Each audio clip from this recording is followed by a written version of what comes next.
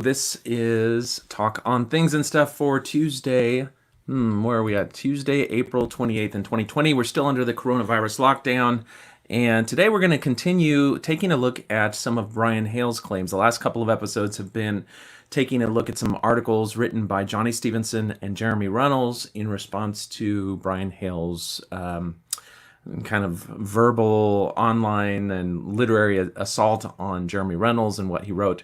We're going to, as you saw, those things got really long. And so I sent a note to them saying, you got to break this up or clean it up or something before we get to the next one, because the next one's even longer.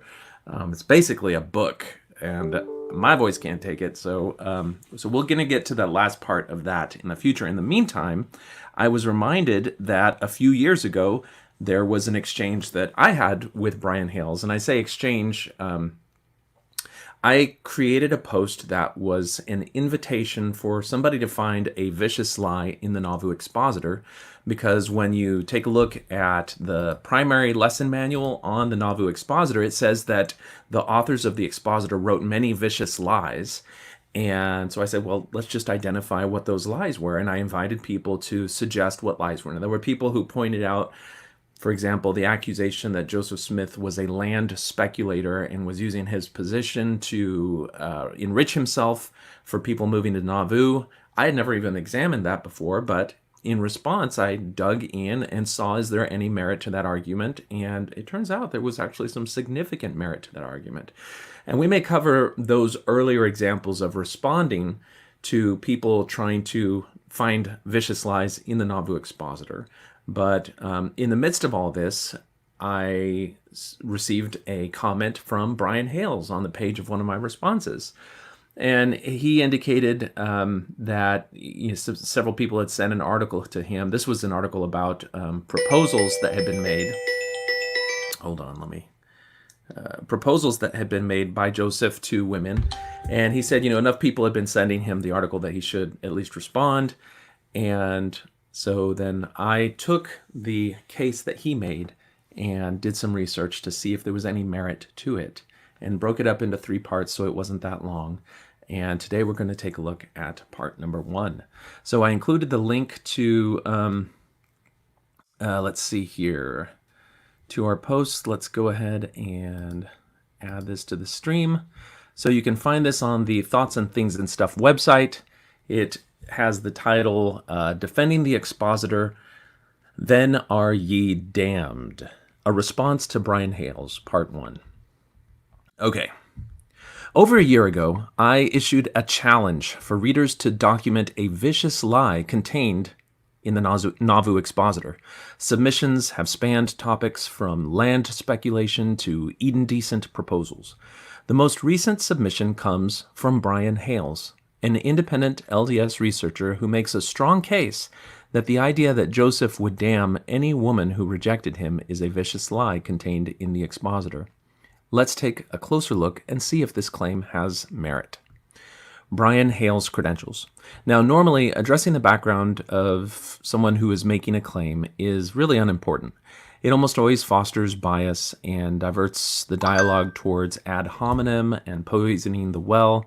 My response should, and hopefully will, stand on its own merit, regardless of who make the claim. In this case, however, I think it's possible and helpful to learn about Brian's credentials on the topic and avoid rhetorical pitfalls. Brian Hales is one of the most informed researchers on the details of Joseph Smith's polygamy.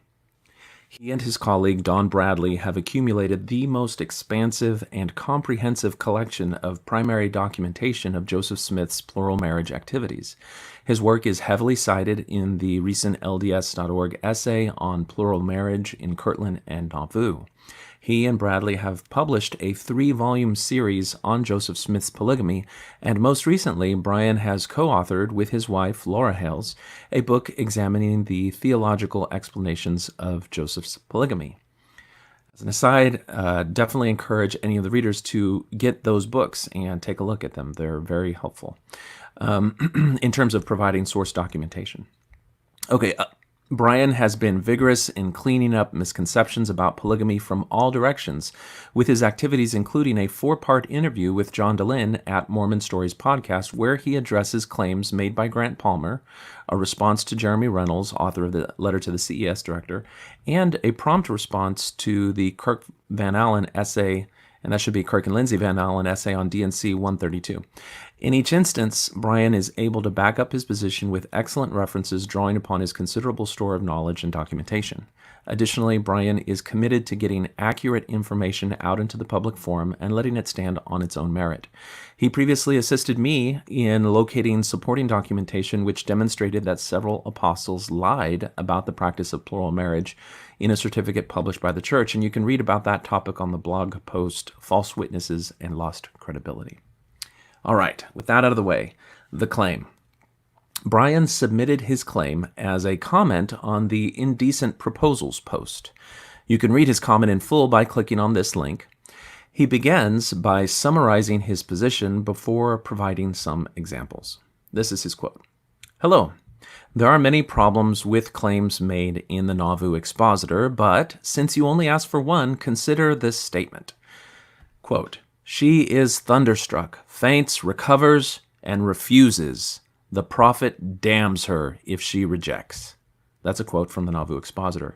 Joseph Smith's offers of plural marriage were apparently turned down by several women. The historical record indicates that his preferred response to these rebuffs was to quietly let the matter rest. No evidence of retaliatory excommunications or other vengeful reactions have been found, although twice he sought to counteract allegations he considered untrue. Now, that's the end of Hales' comment and his submission about an example of a lie in the Nauvoo Expositor. Now, Hales is referring to the section of the preamble of the Nauvoo Expositor called Women Entrapped, which you can review here. And there's a link to the original Nauvoo Expositor, and you can see the text of it. This is the same section for which I demonstrated the authors of the Expositor created an amalgamation of the story of at least 3 women who had gone public about the proposals of plural marriage. You can see details of that analysis in prior blog posts, Indecent Proposals Part 1 and Indecent Proposals Part 2. Here, Hales is focusing on the part of the account which asserts that Joseph would damn a woman if she rejects his proposal. Now, this is not a new thing for Brian to address. John C. Bennett made a similar allegation in his expose, and Brian Hales has included it as myth number 11 in his discussion, The Top 12 Myths About Joseph Smith's Polygamy. You can see Brian's discussion of this topic in his interview with John DeLynn at Mormon Stories podcast, and we're going to play just that part where he addresses this. All right, myth number 11. Myth number 11 is that Joseph Smith threatened to destroy the reputation of any woman that turned him down. And this is actually a quote from John Bennett's book. But as I was alluding to earlier, Lucy Walker quoted Joseph saying, a woman would have her choice. This was a privilege that could not be denied her. So if we believe that that actually was in effect, then it would help us understand why these women would choose Joseph, maybe over their legal husbands, at least in some of the cases. We do know that 5 women turned Joseph Smith down. Esther Johnson, Lydia Moon, Sarah Granger Kimball, Cordelia C. Morley, and Rachel Ivins. But the interesting thing is the only reason we know about their rejections is because either they or others who were close to them left late recollections about it. In other words, these women told Joseph no, and there was no retaliation. There was no trying to destroy their reputation. Joseph respected their decisions. In one of the cases, he said, well, I will pray for you. And he just moved on.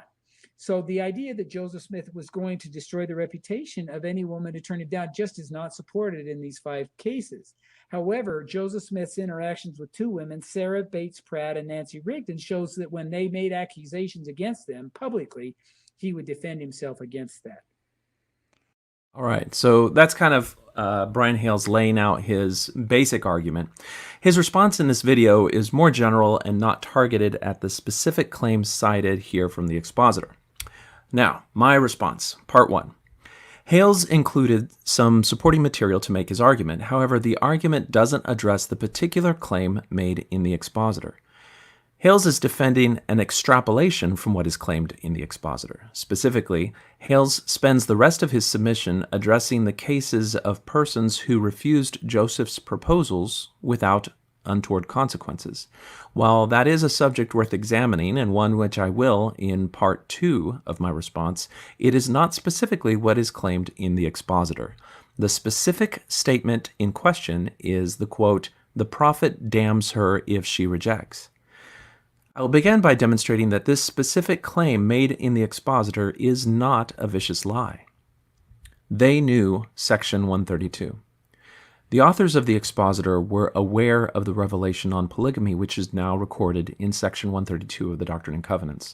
The Nauvoo Expositor included affidavits from the former First Presidency member William Law and his wife Jane, as well as former Nauvoo Stake Presidency counselor Austin Cowles. In these affidavits, they report having been shown the revelation on plural marriage, and they describe some of the contents of that revelation. The Expositor Affidavits. William Law, in the Nauvoo Expositor Affidavit, stated the following, quote, "I hereby certify that Hyrum Smith did in his office read to me a certain written document which he said was a revelation from God. He said that he was with Joseph when it was received. He afterwards gave me the document to read, and I took it to my house and read it, and showed it to my wife, and returned it the next day.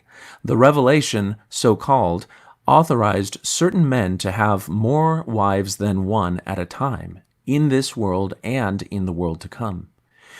It said this was the law, and commanded Joseph to enter into the law, and also that he should administer to others. Several other items were in the revelation supporting the above doctrines." From the Affidavit of William Law, Nauvoo Expositor.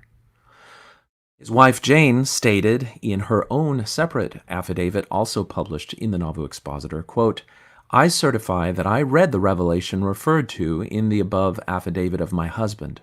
It sustained in strong terms the doctrine of more wives than one at a time in this world and in the next. It authorized some to have the number of 10, and it set forth that those women who would not allow their husbands to have more wives than one should be under condemnation before God." From the Affidavit of Jane Law, Nauvoo Expositor.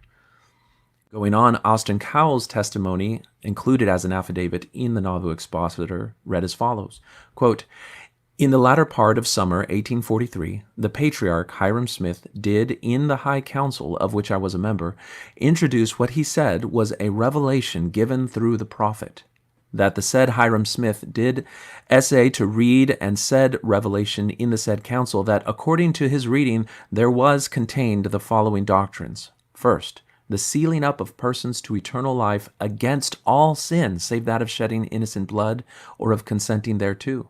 Second, the doctrine of a plurality of wives or marrying virgins, that David and Solomon had many wives, yet in this they sinned not, save in the matter of Uriah." Quote, that's from the Affidavit of Austin Cowles, published in the Nauvoo Expositor. Now, these statements alone may have seemed like vicious lies to the citizens of Nauvoo and lay members of the church at the time. Remember that the revelation on polygamy was not publicly disclosed until September of 1852. This would be a full 8 years later. You can see a timeline of this in the blog post, Honesty and Polygamy. We now know that these were not lies because we can read the revelation ourselves in the Doctrine and Covenants, and we know the history of polygamy in the church. Can we be sure that these contributors to the expositor were telling the truth about having been shown the actual revelation from Section 132? Connecting the dots. You can take each of the details of the revelation that are described in the expositor affidavits and match them up with specific verses in the revelation in Section 132. Doing so makes it abundantly clear that the laws and Austin Cowles were shown the actual revelation and knew of its contents. So here we have now a table that describes first some detail given in one of the affidavits, and then the corresponding verses in Section 132. The first example is the affidavit mentions that the revelation allowed more wives than one, specifically saying that men were allowed to marry virgins. And if you look in D&C, section 132, verse 61, it says, "As pertaining to the law of the priesthood, if any man espouse a virgin and desire to espouse another, and the first give her consent, if he espouse the second, and they are virgins, and have vowed to no other man, then he is justified. He cannot commit adultery, for they are given unto him. For he cannot commit adultery with that belongeth unto him, and no one else." D&C 132:61. The next example is in the affidavit, they mention that those marriages are for both in this world and in the world to come. And if you look at verse 19 of section 132, it says, "If a man marry a wife by my word, which is my law, and by the new and everlasting covenant," and then later on it says, "it shall be done unto them in all things whatsoever my servant hath put upon them in time and through all eternity, and shall be of full force when they are out of the world."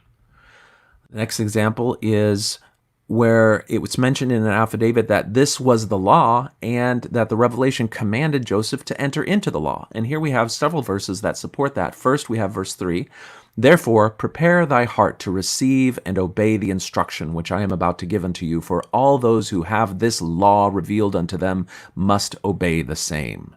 That's D&C 132, verse 3. Then we have verse 12, quote, "I am the Lord thy God, and I give unto you this commandment, that no man shall come unto the Father but by me or by my word, which is my law, saith the Lord." That's verse 12 of 132. And finally, verse 28, quote, "I am the Lord thy God, and I will give unto thee the law of my holy priesthood, as was ordained by me and my Father before the world was." D&C 132, verse 28. The next example is in the affidavits where they mention that Joseph should not only receive the law, but that he should administer it to others or invite other people to participate in polygamy. We have the example of that from D&C verse 48 of section 132, quote, "And again, verily I say unto you, my servant Joseph, that whatsoever you give on earth, and to whomsoever you give anyone on earth, by my word and according to my law, it shall be visited with blessings, and not cursings, and with my power, saith the Lord, and shall be without condemnation on earth and in heaven." They're pointing out that Joseph Smith is able to approve other people entering into the practice of polygamy. The next example is where it's mentioned in one of the affidavits that the revelation authorized some to have to the number of 10 additional wives. And we can see this in D&C 132, verse 62, where it says, quote, "And if he have 10 virgins given unto him by this law, he cannot commit adultery, for they belong to him, and they are given unto him. Therefore he is justified." D&C 132, 62. Next, we have the part of the affidavits where it says women who would not allow their husbands to have more wives than one should be under condemnation before God. We see this in verse 64 of 132 where it says, quote, "And again, verily, verily I say unto you, if any man have a wife who holds the keys of this power, and he teaches unto her the law of my priesthood as pertaining to these things, then shall she believe and administer unto him, or she shall be destroyed, saith the Lord your God, for I will destroy her. For I will magnify my name upon all those who receive and abide in my law."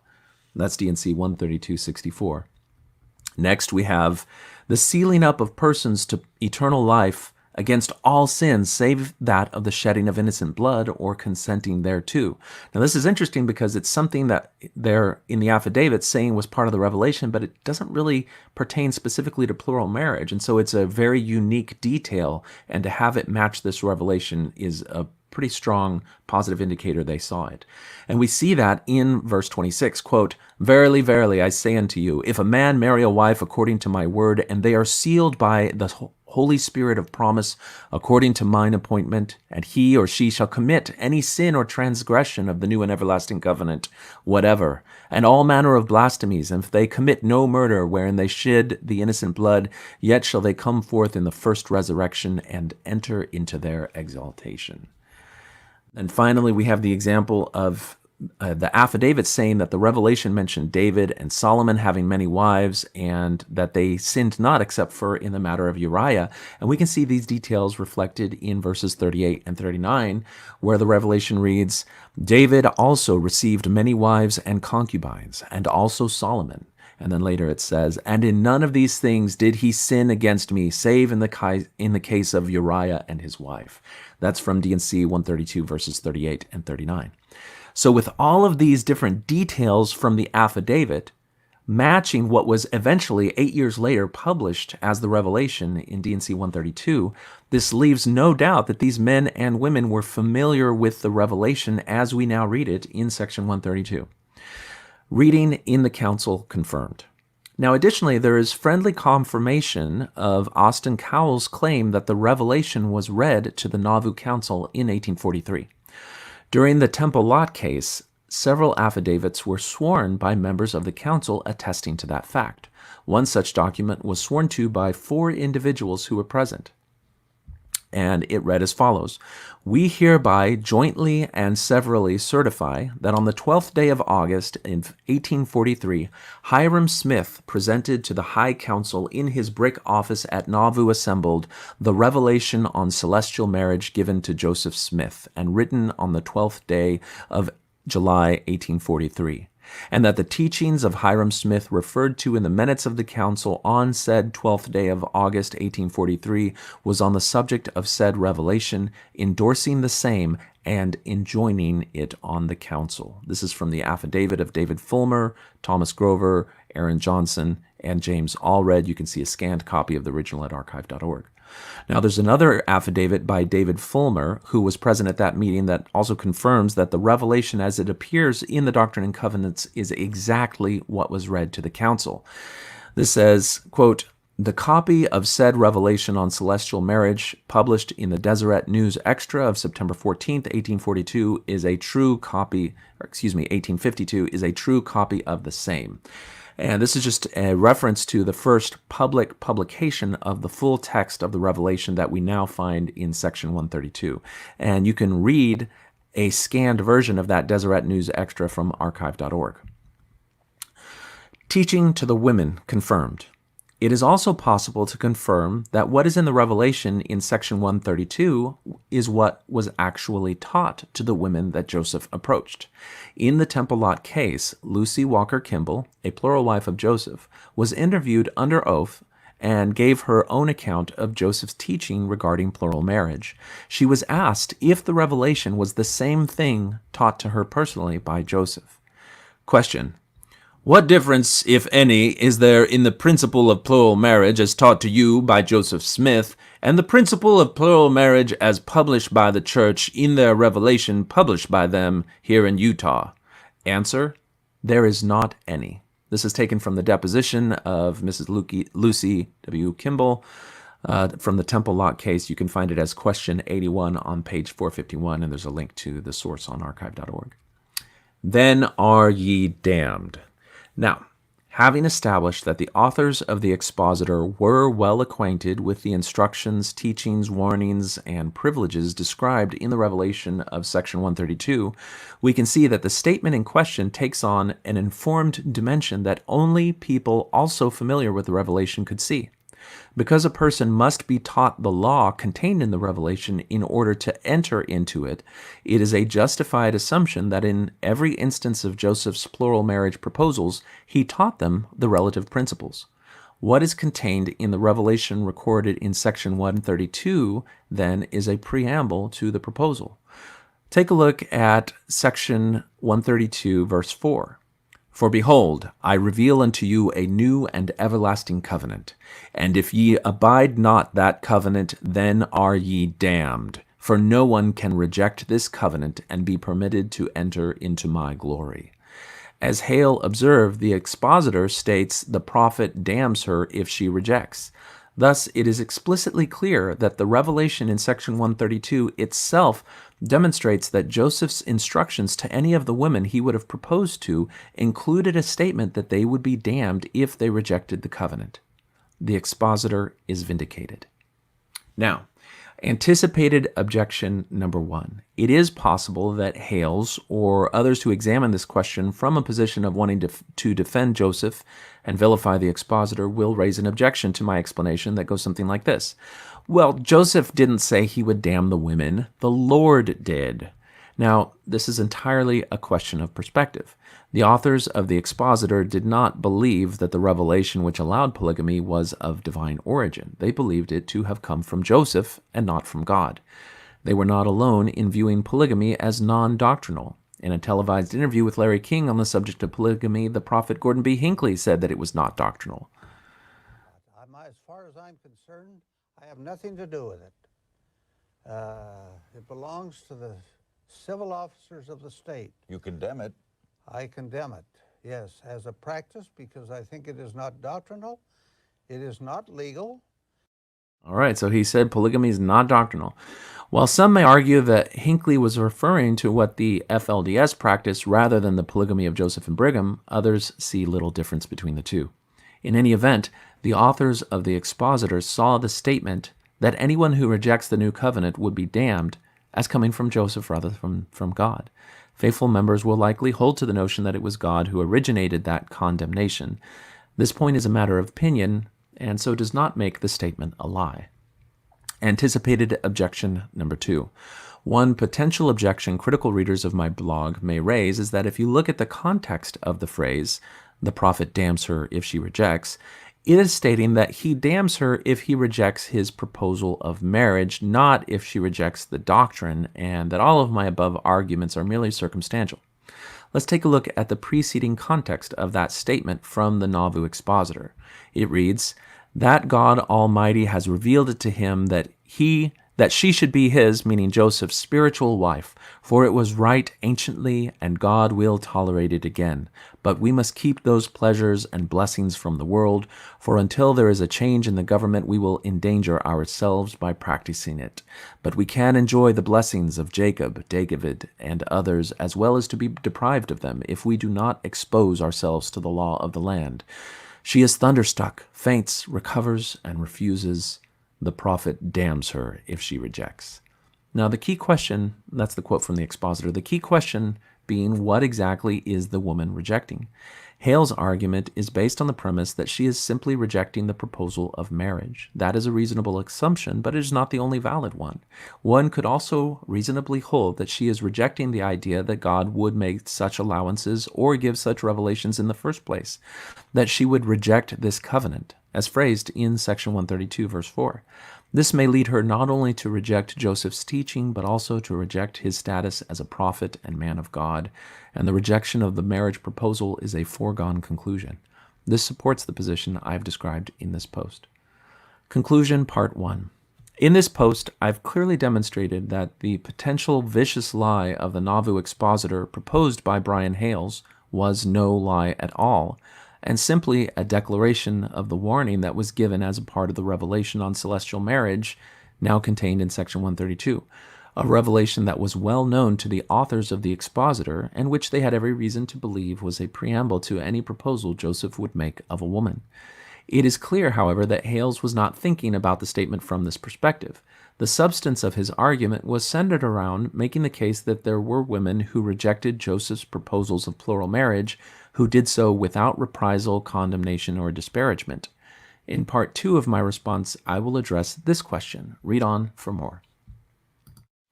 All right, so that is part 1 of my defense of the Expositor in responding to Brian Hales' assertion that it was a vicious lie for the publishers of the Nauvoo Expositor to assert that Joseph would damn any woman who rejected him. So, with that being said, these are going to be hopefully shorter episodes. I could go on to section 2, but I think 30 minutes of reading is fine enough, and we haven't had a chance really to hear too many calls, and this is a call-in show. So if you would like to call and give your perspective on this subject, perhaps what we've read a little bit about, then the phone number we'll put up on the screen is 210-422-2222. Again, you can call at 210-422-2222, and we can take a listen to what you have to say. It's interesting because there is a movement of people who see the problems with polygamy as it was practiced, as it was taught, and they go back and they look at the fact that Joseph Smith was hiding his actions, and so you don't see his, him teaching it or talking about it directly or writing it in his journal. And there's a whole bunch of legitimate arguments that they can make where records have been changed, quotations have almost been reversed, so that in the source document Joseph was actually warning against polygamy, and then later when it's published he's advocating it. And so there's a lot of reason that people have for finding problem with the history of the church. When you look at the affidavits in the Nauvoo Expositor, which was published in the lifetime of Joseph Smith while he was still alive, it's not some later reconstructed, recreated thing by Brigham Young, then you can see that it was actually the revelation that we're reading in D&C 132 that informed their protestations as documented in the Nauvoo Expositor. And so it's really strong evidence that that is actually what was secretly going on behind the scenes.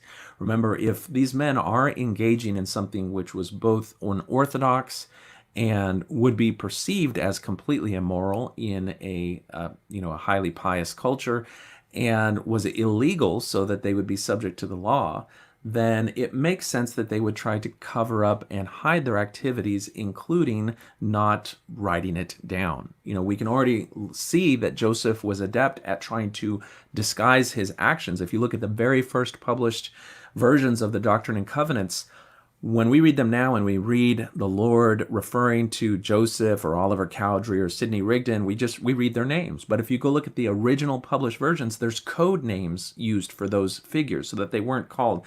The word for Joseph Smith was Gesalem. And so the idea was that they were disguising their identities in those revelations so that they wouldn't be subject to any legal ramifications for what people might conclude from getting a hold of those revelations. Well, that's a pattern of deception, a pattern of covering things up. And there's a quote later on of Joseph Smith boasting that if anyone is accusing him of any wrongdoing, well, he can prove that he wasn't because he's kept a personal scribe who has recorded all of his dealings in a daily journal. And so they can go through that journal. And that sounds like a good argument, but what it tells you is that Joseph Smith understood that he could use his journal to try to exonerate him. And so the journal itself was a performance piece that was specifically designed to exclude anything that could potentially incriminate him for any activities. Are there other patterns of Joseph Smith hiding and keeping things secret? Well, the fact that we only now have access to the Council of 50 record books, the minute books from that, because he was specifically instructed them to keep it secret. And church leaders have kept it in vaults so secret that even members of the Quorum of the 12 Apostles did not have access to them for over a century. And then finally, as the reality of them hit and, the church was not able to really ignore it or deny it anymore, then they've gradually had to include it in the Joseph Smith Papers project and publish it. And that included statements and actions by Joseph Smith, which could unambiguously be seen as treasonous. So there's a pattern of Joseph Smith hiding and concealing his more unorthodox, dangerous actions, teachings, and ideas. And so for you later then to see those acts of concealment, not as concealment, but somebody else later on creating stuff, is a problem. All right. Hello, you're on Talk on Things and Stuff. What's on your mind? Hi, Jonathan. My name is Melody. I'm Fabled Creature on there. So, hey, Melody. I just wanted to say that, so the church basically is not that old. It may seem like it to us, but the teachings were handed down from, my grandmother was born in 1910. So when I was young, the church openly taught to everyone that Joseph Smith taught polygamy, that he had to hide it because of the laws of the land, because they didn't understand the laws of God. And this had been handed down from prophet to prophet, and so it was taught openly to us, and everybody in the church accepted it as true. What really blows my mind, and we see it in any type of deceptive practices in any system or organization or people. This is how they gaslight. This is how they change the narrative. They say we never taught that. And I remember when they first started saying, that's the first time I heard Gordon B. Hinckley say on TV that it wasn't doctrine. My jaw was hanging open because it was absurd. And then I'm talking to people who are saying, yeah, that was never. Joseph Smith never taught polygamy. He didn't practice polygamy, and so for me, that's really just my point. Is I'm a witness to the fact. A first-hand witness to the fact that it was taught openly in the church. My grandmother openly was taught it and believed it, and there is some, I think, validity to the fact that when you start going back generations, what they were taught is more connected to the original church and what was accepted as truth. And now they try to twist it all around, and you know what I mean? Yeah. Well, I agree with you completely. It was in the past very much taught more openly, and it was kind of like they didn't really understand that it was something that they should have been that embarrassed about. And you can see different levels of this. Certainly when Joseph Smith first introduced it, it was so inflammatory and controversial that they hid it. And they hid it so much so that we find even that we've come full circle. When you hear Gordon B. Hinckley say it's not doctrinal, well, you can go back to the original published version of the Book of Commandments and the Doctrine and Covenants, and you can find what is considered Section 101 at that time, which was a statement on marriage. And it specifically denies the accusation of polygamy and says only one man and one woman. And that was what everybody pointed to. Anytime there were rumors that Joseph was practicing or teaching polygamy, the Relief Society, the High Council, all of them would just say, no, we're not. Look, it's Doctrine and Covenants, Section 101, and it says we're not doing it. And so they're making the case that it's not doctrinal, just as Gordon B. Hinckley said. But the reality is that the leaders were secretly doing it. And then even later, after Brigham Young goes public with it in 1852, well, the scriptures are not changed. They don't add Section 132 to the Doctrine and Covenants until like 20 years after that, in like the 1880s or something like that. So even with the church practicing it openly, missionaries could point to the Section 101 and say, it says, it doesn't say there that we practice polygamy. And, there are examples of, I think it's John Taylor debating with a Christian minister in Europe on the question of polygamy. And Taylor is saying, no, we don't practice that. That's ridiculous. And he points to Section 101. But at that time, he himself was already a polygamist. And so there's just like outright lies on the part of these men that are supposed to be apostles, covering up, an illegal and an unethical and cruel doctrine. And unethical and cruel are aspects that even Brian Hales himself acknowledges, that the practice of polygamy on the earth is not fair to women. And so you can't defend polygamy on the basis of its legality, of its morality, of anything other than that it was a commandment from God. That is the only thing that you can base it on. And since people who see Joseph Smith as a prophet realize that if this was not a commandment from God, then it destroys his claim to be a prophet. And not only does it destroy polygamy, but it destroys any other spiritual doctrine that Joseph Smith came up with while he was practicing polygamy. Because if you are in the middle of adultery, if they say polygamy was not actually from God, then they're acknowledging that Joseph Smith's actions were adultery. And if you are in the middle of ongoing adultery, then amen to your priesthood, which means there's no way that Joseph could have gotten revelations from God in relation to baptism for the dead, in relation to any of the other spiritual, religious, theological creations that he was coming up with at the time. So, and you're right. Now, the gaslighting part of it, the crazy making part of it is when you as a member encounter these facts and this contrast and disparity between what the leaders were doing and saying, and you have a problem with it, then you're told that the problem is not what they did in the past. It's not their lies. It's not their perfidy. The problem is your critical mind, your willingness to speak ill of the Lord's anointed. You need to humble yourself.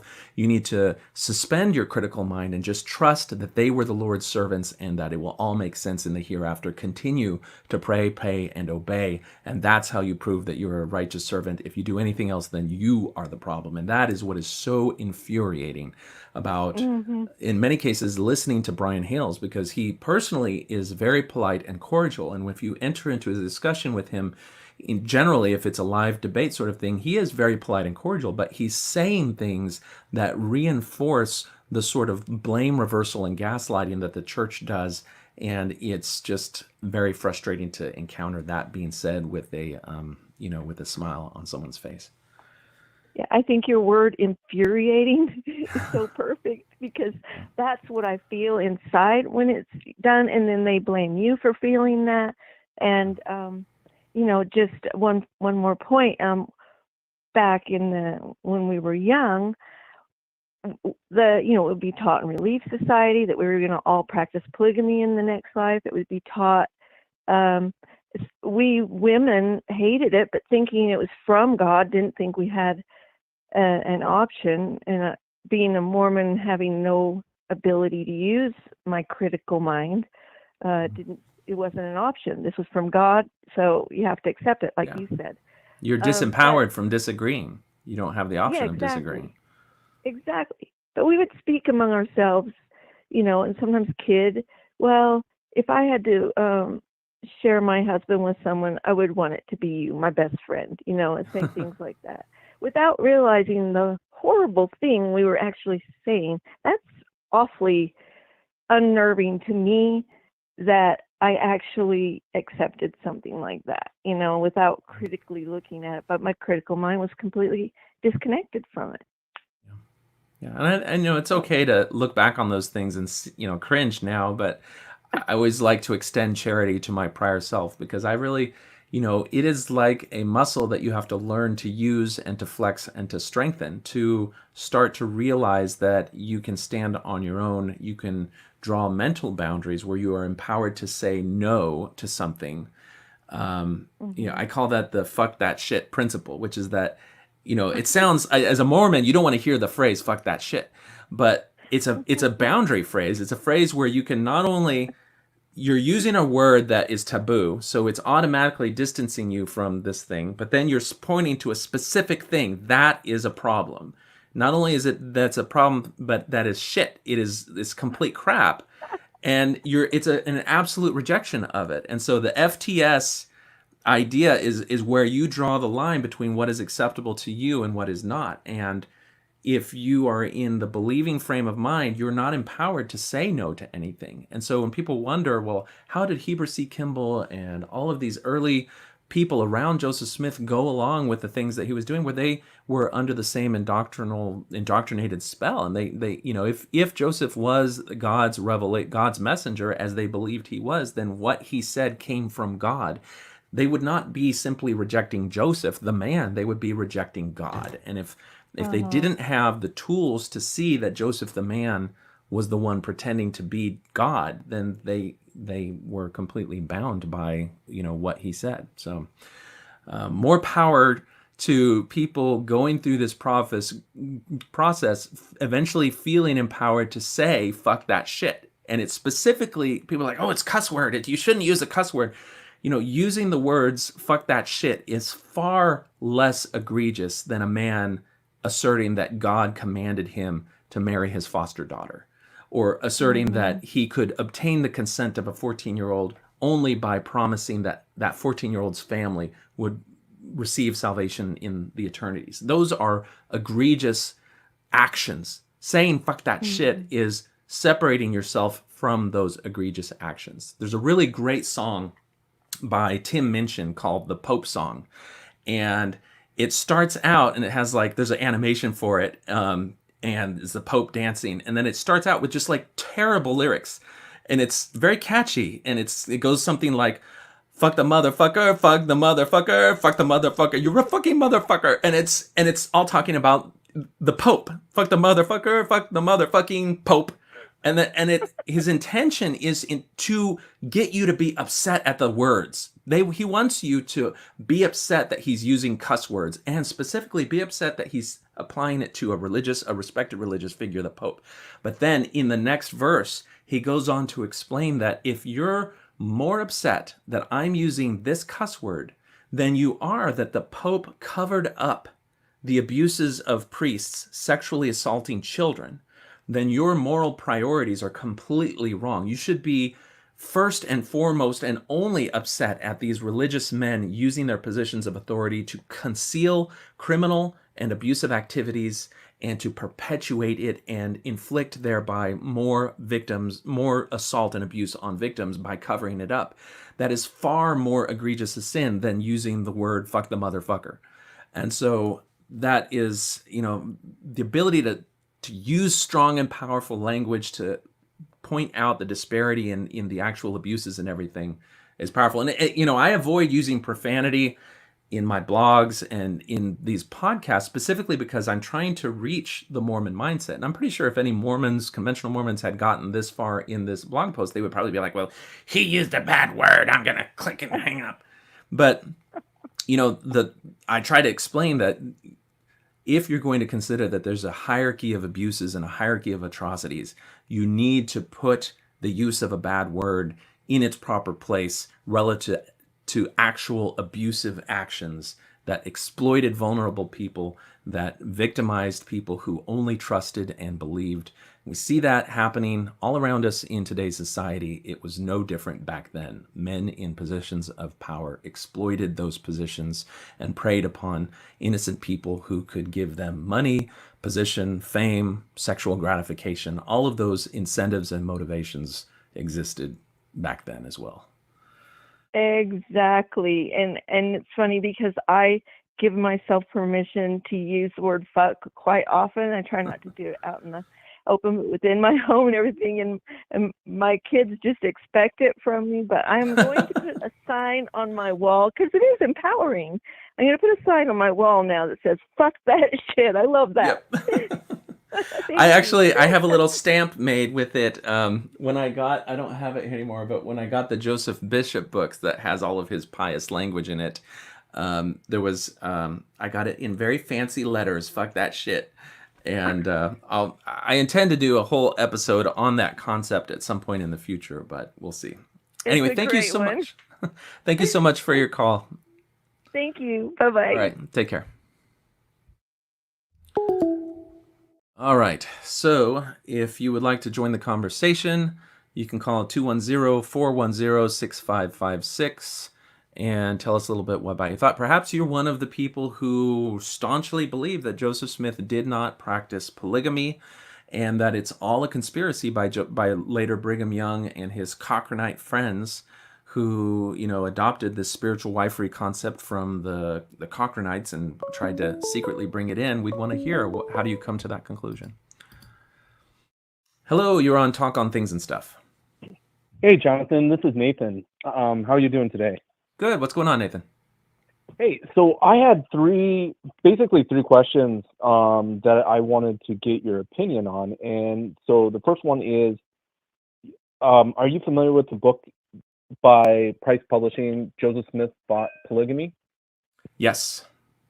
What do you think about that? And how do you view that in the grand scheme of things? Do you think there's any merits to it?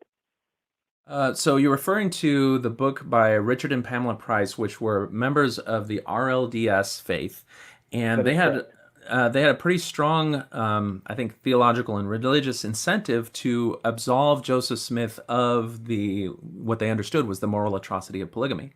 And so they could, through their own research, they had access to their own records and were able to gain access to additional source documents in Mormon history where they found that there were disparities between, for example, entries in Joseph Smith's original journal, and when those entries were later copied into the history of the church, they found that the people, specifically the conventional Brighamite branch of the church, changed some of what was attributed to Joseph Smith to make it seem as though Joseph was teaching or advocating or excusing polygamy when in the source documents he did not. And you can read their books. I think there's 3 volumes in all, and they go instance after instance, and they'll cite examples of Joseph Smith on the stand rejecting the idea of polygamy, saying that they didn't do anything like that, and just again and again he seems to be fighting polygamy again, multiple times. And it seems that the church has changed and altered the record in order to misrepresent Joseph's actual position on the issue. And I think when I was going through it, it was very compelling and very interesting. And I encountered their material early on in my faith journey, and so it really did introduce some serious doubts in my head about whether or not Joseph actually did.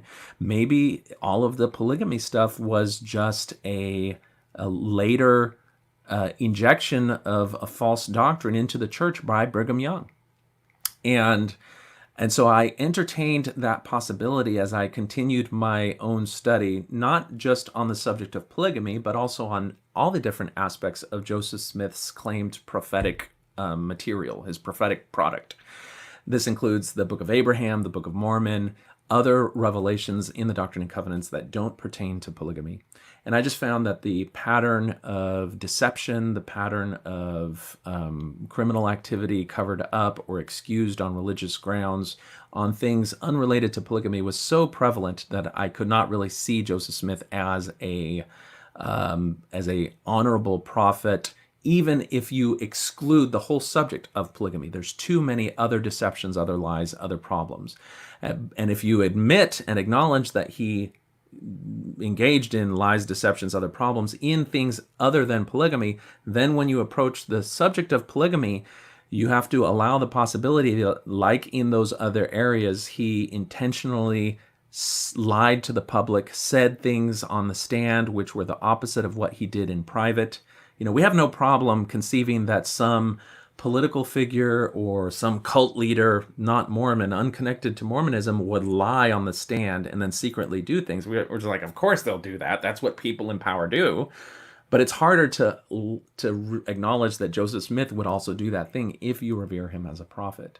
And so when I looked at all of the evidence, I eventually had to say that I believe that Joseph Smith did actually practice polygamy, that he intentionally crafted his journals to conceal the fact because he intended his journals to be a performance piece that he could trot out anytime he wanted to prove his innocence, and that the changes that were later made by Brigham Young and his other apostles that were alive at the time of Joseph Smith, those changes were to reflect what Joseph Smith was secretly actually teaching them, things that were not recorded or written down. And then when they went back to incorporate the history of the church, they injected what they believed Joseph Smith would have actually said in those instances had he been able to be public about his private practice and teachings of polygamy.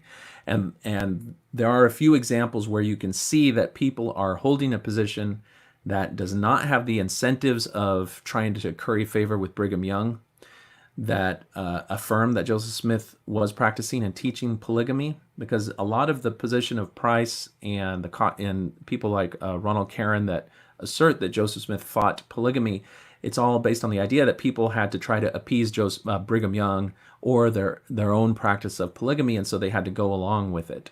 This included people like the women who testified in the later Temple Lot and Reed Smoot hearings and case, where they made statements affirming that Joseph Smith, the position of them is that all those women, they all were pressured into lying, or they had their own incentives into lying and saying Joseph Smith did these things when he really didn't do it. That is a huge conspiracy to assert.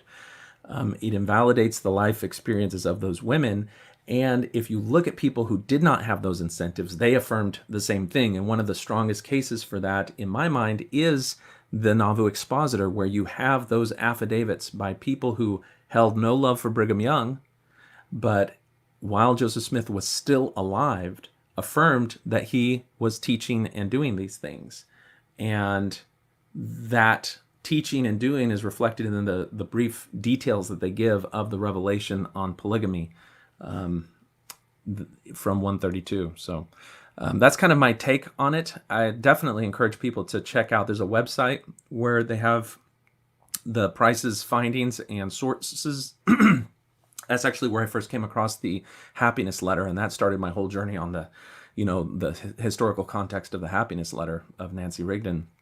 But the Year in Polygamy podcast also does I think it's a 2 or 3 part series where they get some historians who address the arguments of both the Price as well as Roland Karen and some of the more modern Joseph Smith defenders on the subject of polygamy.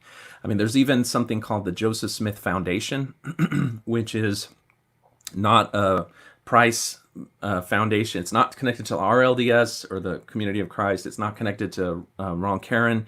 It's just people of a very staunch kind of conventional Brighamite fundamentalist view who are defending Joseph on not just polygamy, but other things, trying to make the case that some of the things that I've caused you and I or others to doubt don't actually match up with history. And it's like a whole new flavor of apologetics. So you can check all those things out. Yeah, I went through just anything else? Well, actually, yes. I have 2 other questions. I may have lost you. I cannot hear you. If you can hear me. Can you hear me? Can you hear me? All right. Okay, I can't hear you. So if you, it may be that I just talked your ear off because that's what I do. But I'm going to have to go ahead and hang up on that call and open up the line. So if you would like to join the conversation, you can call 210-422-2222 and give us a little bit of your input. Let me make sure my headphones are actually working. All right, if I go, hold on.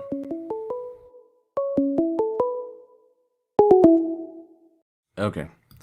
Okay, hold on. Let's see here. It looks like I may have just cut you off. Let me just fix my ear. All right, Nathan, if you want to call back, I'm hopeful. My audio issues are done. Hold on. Off, on. Okay, hold up. I'm using this audio thing.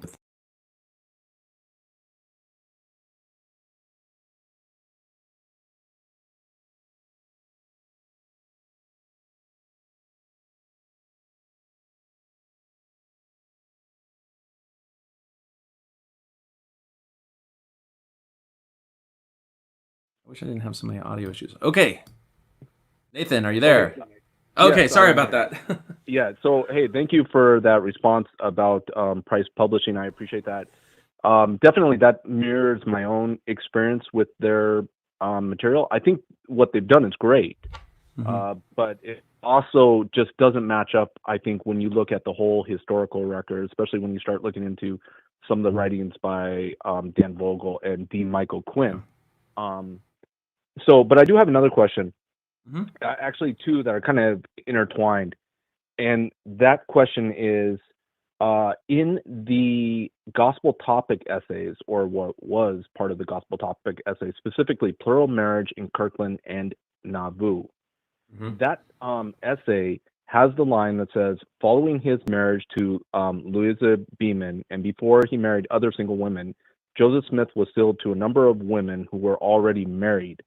And when you look at that line, I know from talking with other individuals that they read that line and they don't interpret that or don't understand that to be him engaging in polyandry.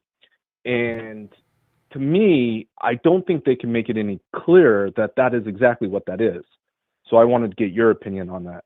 Well, you're right. And I think that they crafted that line very specifically to introduce an element of ambiguity that plays on what I would consider a more recent development in the concept of marriage/sealing. And that is, they don't say he was married to women who were already married. He says that they were sealed to them. And so that gives them the wiggle room to say, well, it was probably sealings eternity only sealings to women who were already married. That way Joseph didn't claim them in this life, but only in the life after that.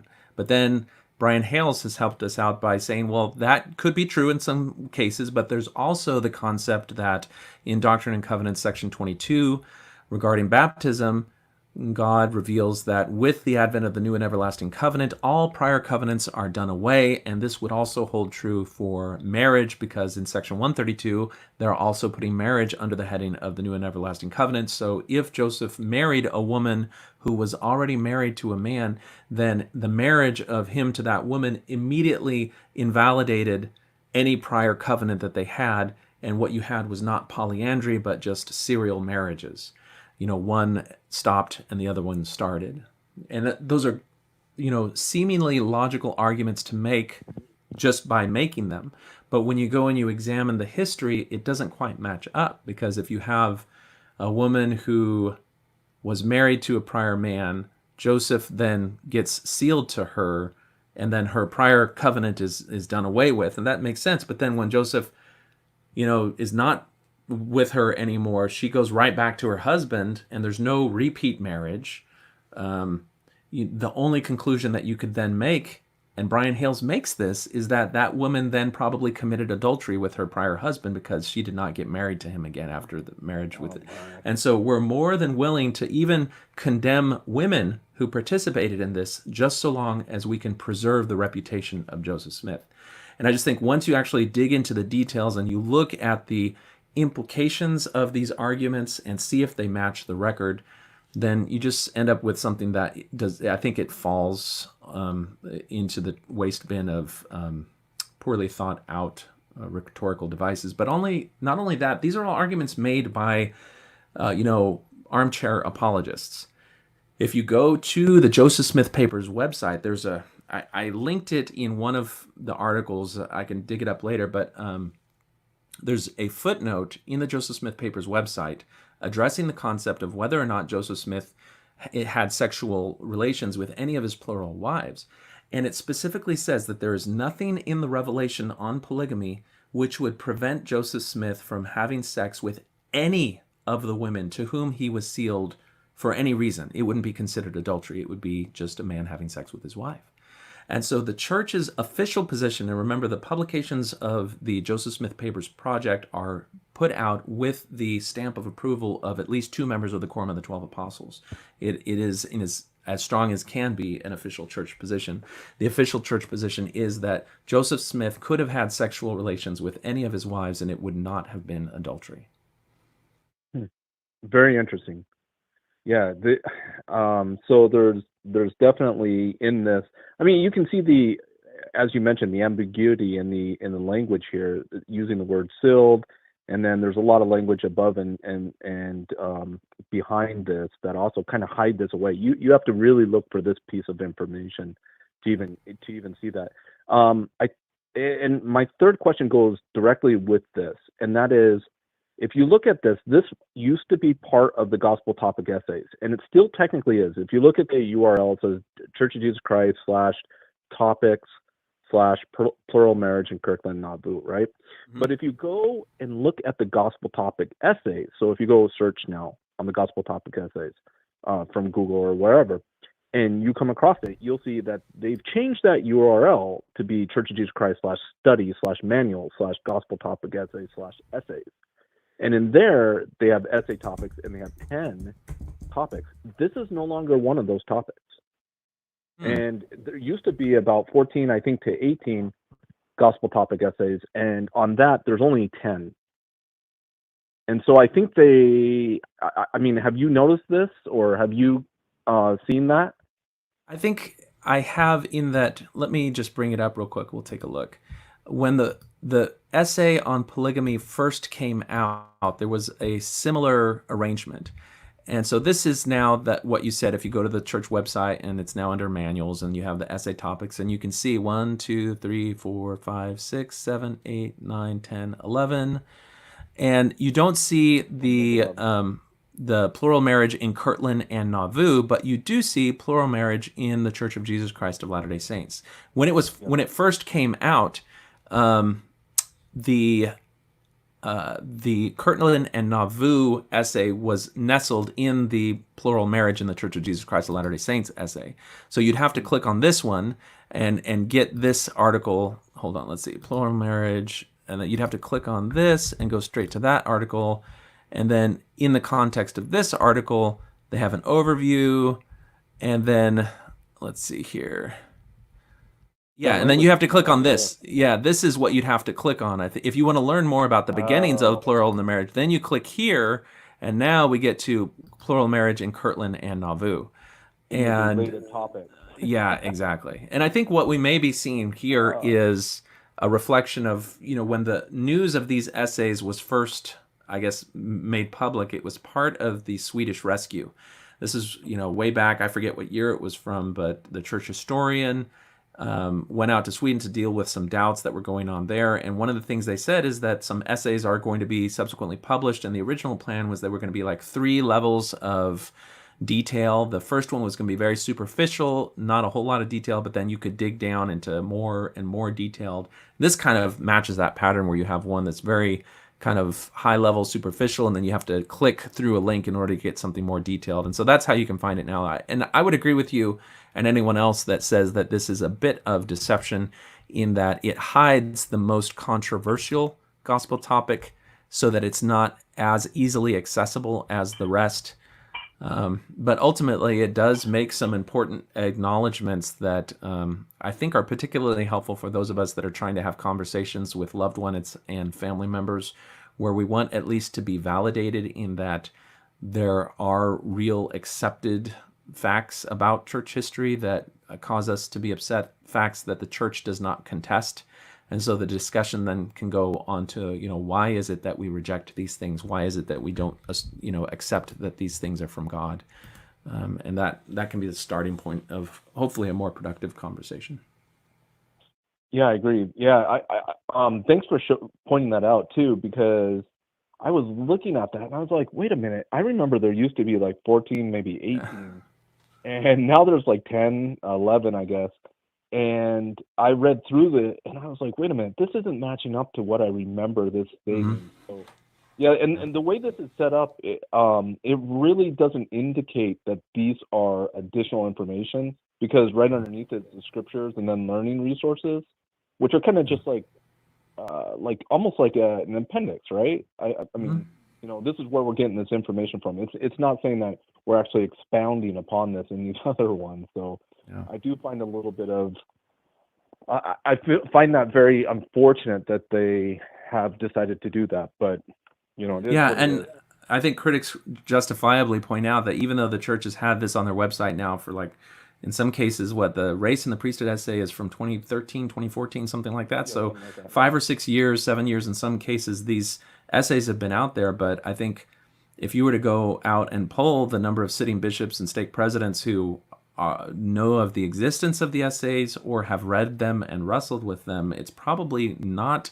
terribly high. I know a few years after these were published, there's a video of Darius Gray talking to some students at BYU, and he mentions that they're trying to track statistics on who has read these things, and he points out that the number of people who even know of their existence is very, very, very low, and that was a few years after it came out. So, we'll see if these things are treated and included in the new lesson manual. I think I have seen, particularly on the subject of race, that in the new seminary manual, at least, there's a link to the Race and the Priesthood Gospel Topic essay, if I recall correctly, but I would have to verify that. So at least these essays are now seen as resources that can be linked to from various lesson manuals, and that's an important step in the right way.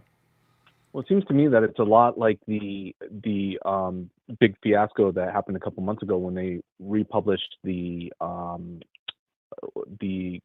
Follow Me manual.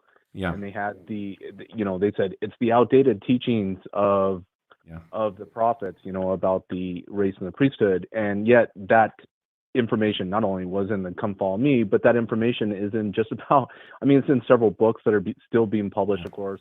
It's in the Book of Mormon, directly, word for word. And that kind of stuff really, I think for a lot of people really irks them. So, yeah.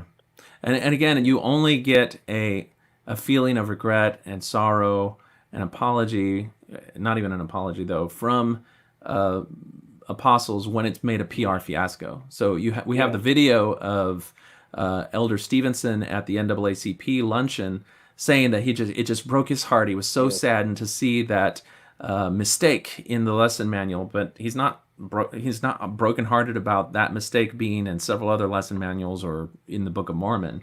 It's only when it embarrasses the church, then we're sorry about it. Yes, yeah, I think I remember watching that video on your site and being quite dumbfounded by seeing that. Yeah. Well, par for the course, I guess. Yeah. Well, thank you very much for your call, Nathan. All right, thank you. All right, take care. Day. You too.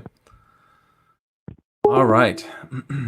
So if you'd like to join the conversation, 210-422-2222.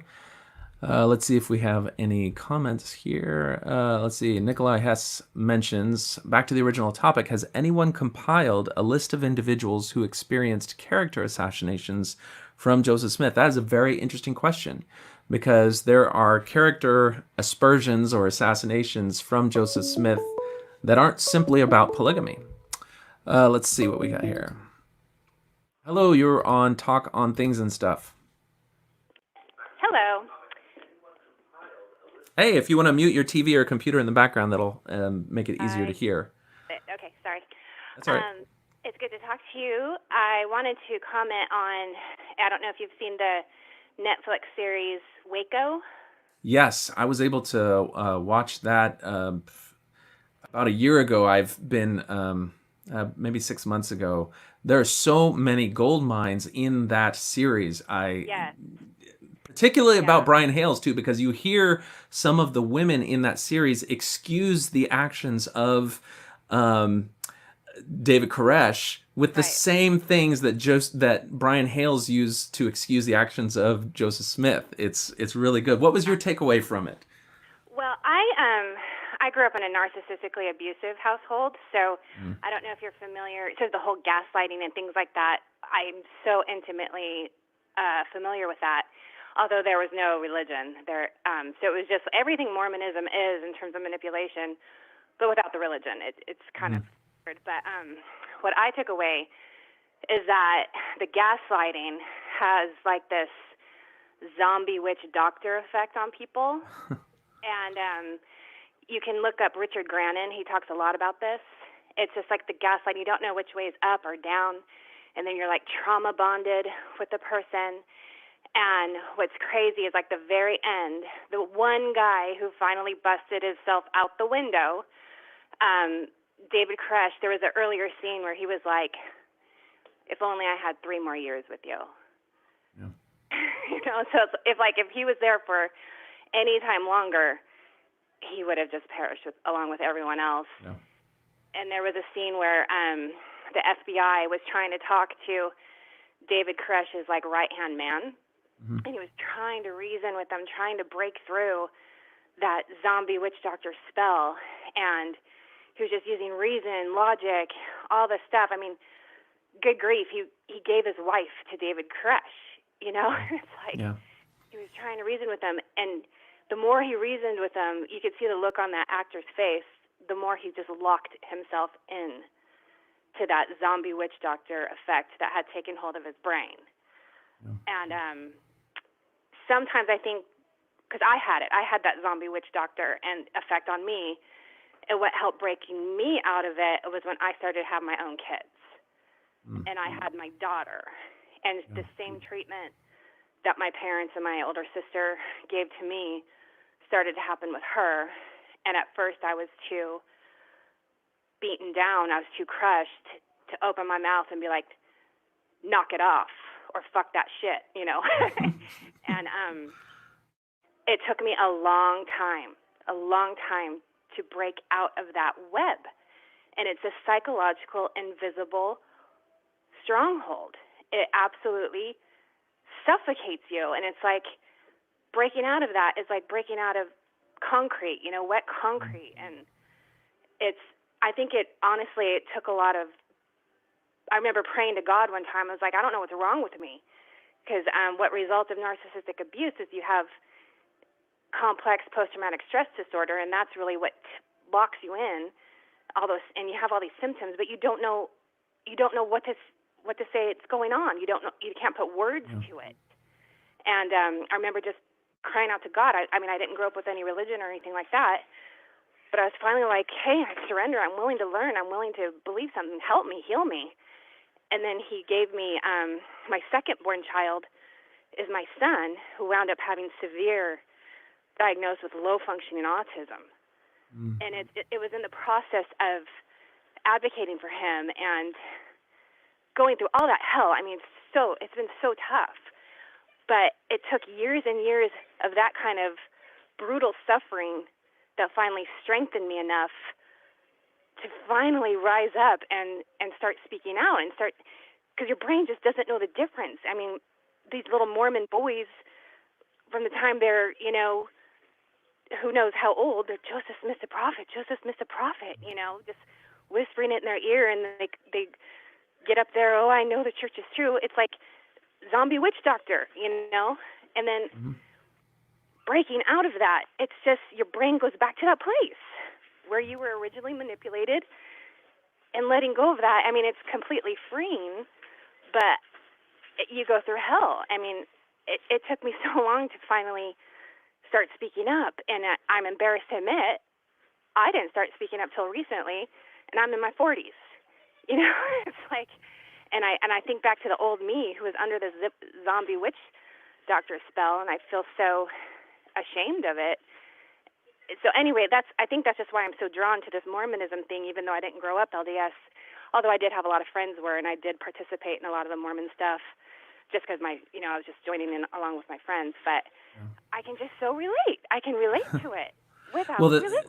Exactly. I mean, the whole narcissistic abuse cycle and environment that people describe, it very much plays on the same levers that keep people trapped in coercive religious institutions in terms of your value and your worth, and your existence is only justified through the lens of that relationship.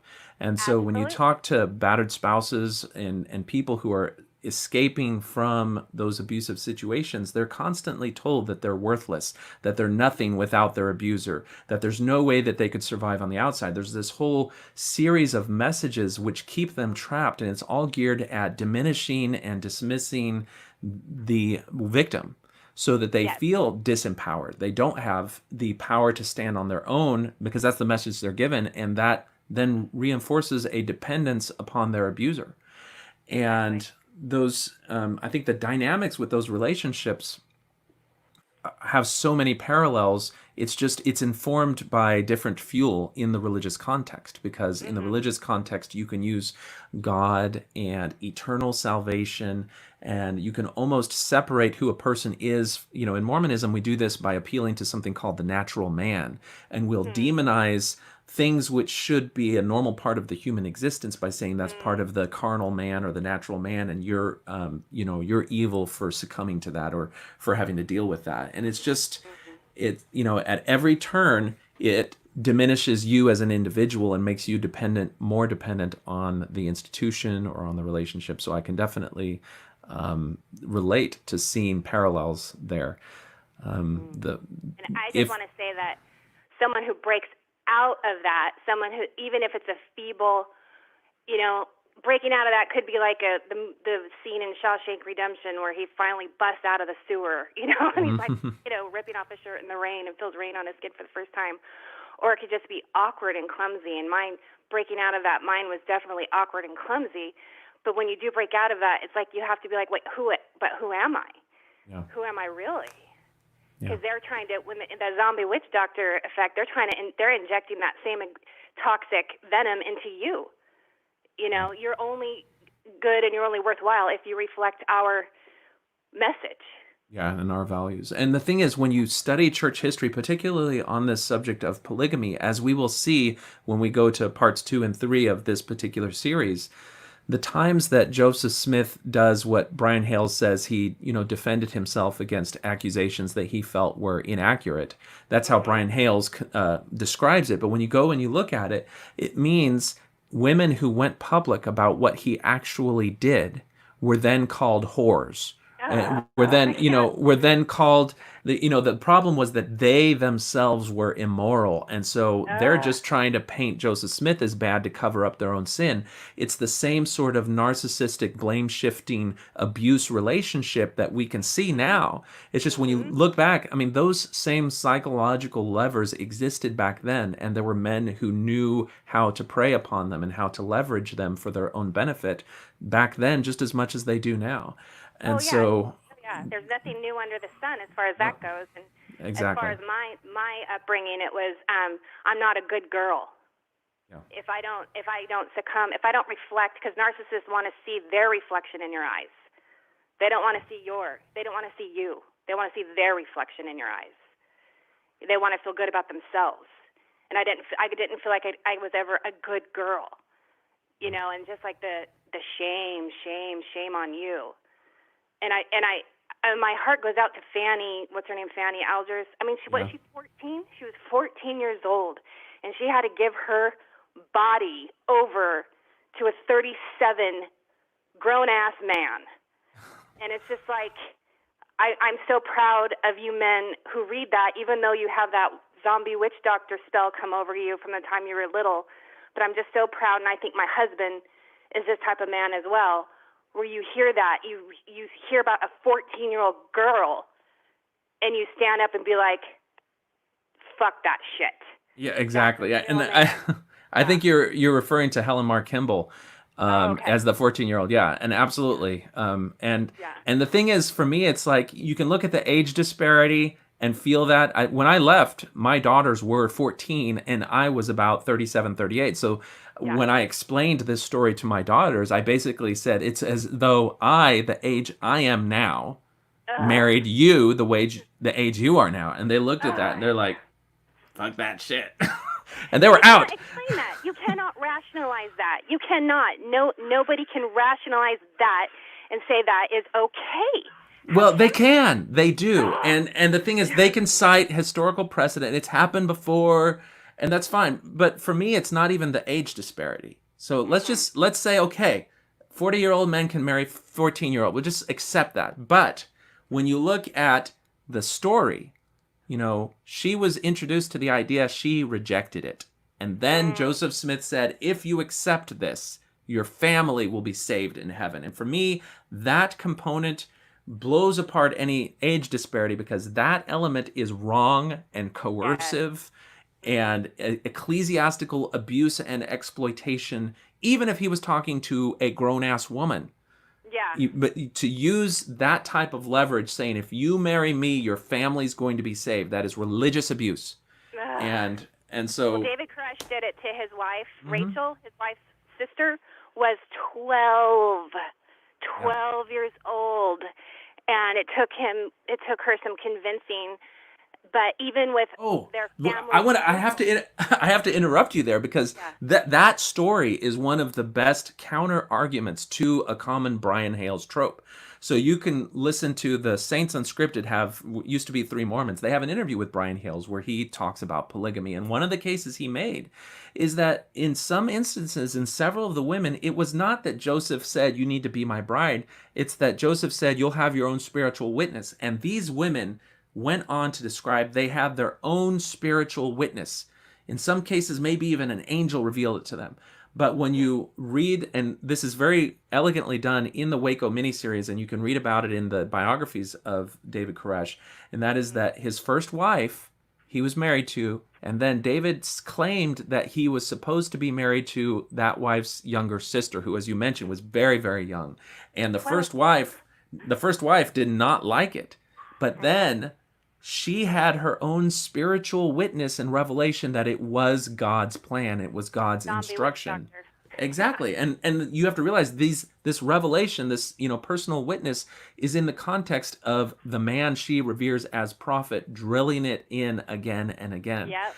And if that can happen in the context of David Koresh and the Branch Davidians, to excuse a 12-year-old girl, younger sister of his first wife, marrying him and conceiving a child, then you have to acknowledge that, that same arrangement could have informed and been a part of the psychology of the people around Joseph Smith, where there was so much religious pressure and manipulation on the mind of his followers that they would experience something that they would then use to say was a spiritual justification. And we have another example. There's a documentary called The End of the World Cult, which is an offshoot of a Seventh-day Adventists. And it's a man by the name of Wayne Bent who claimed to be a Messiah prophet type figure.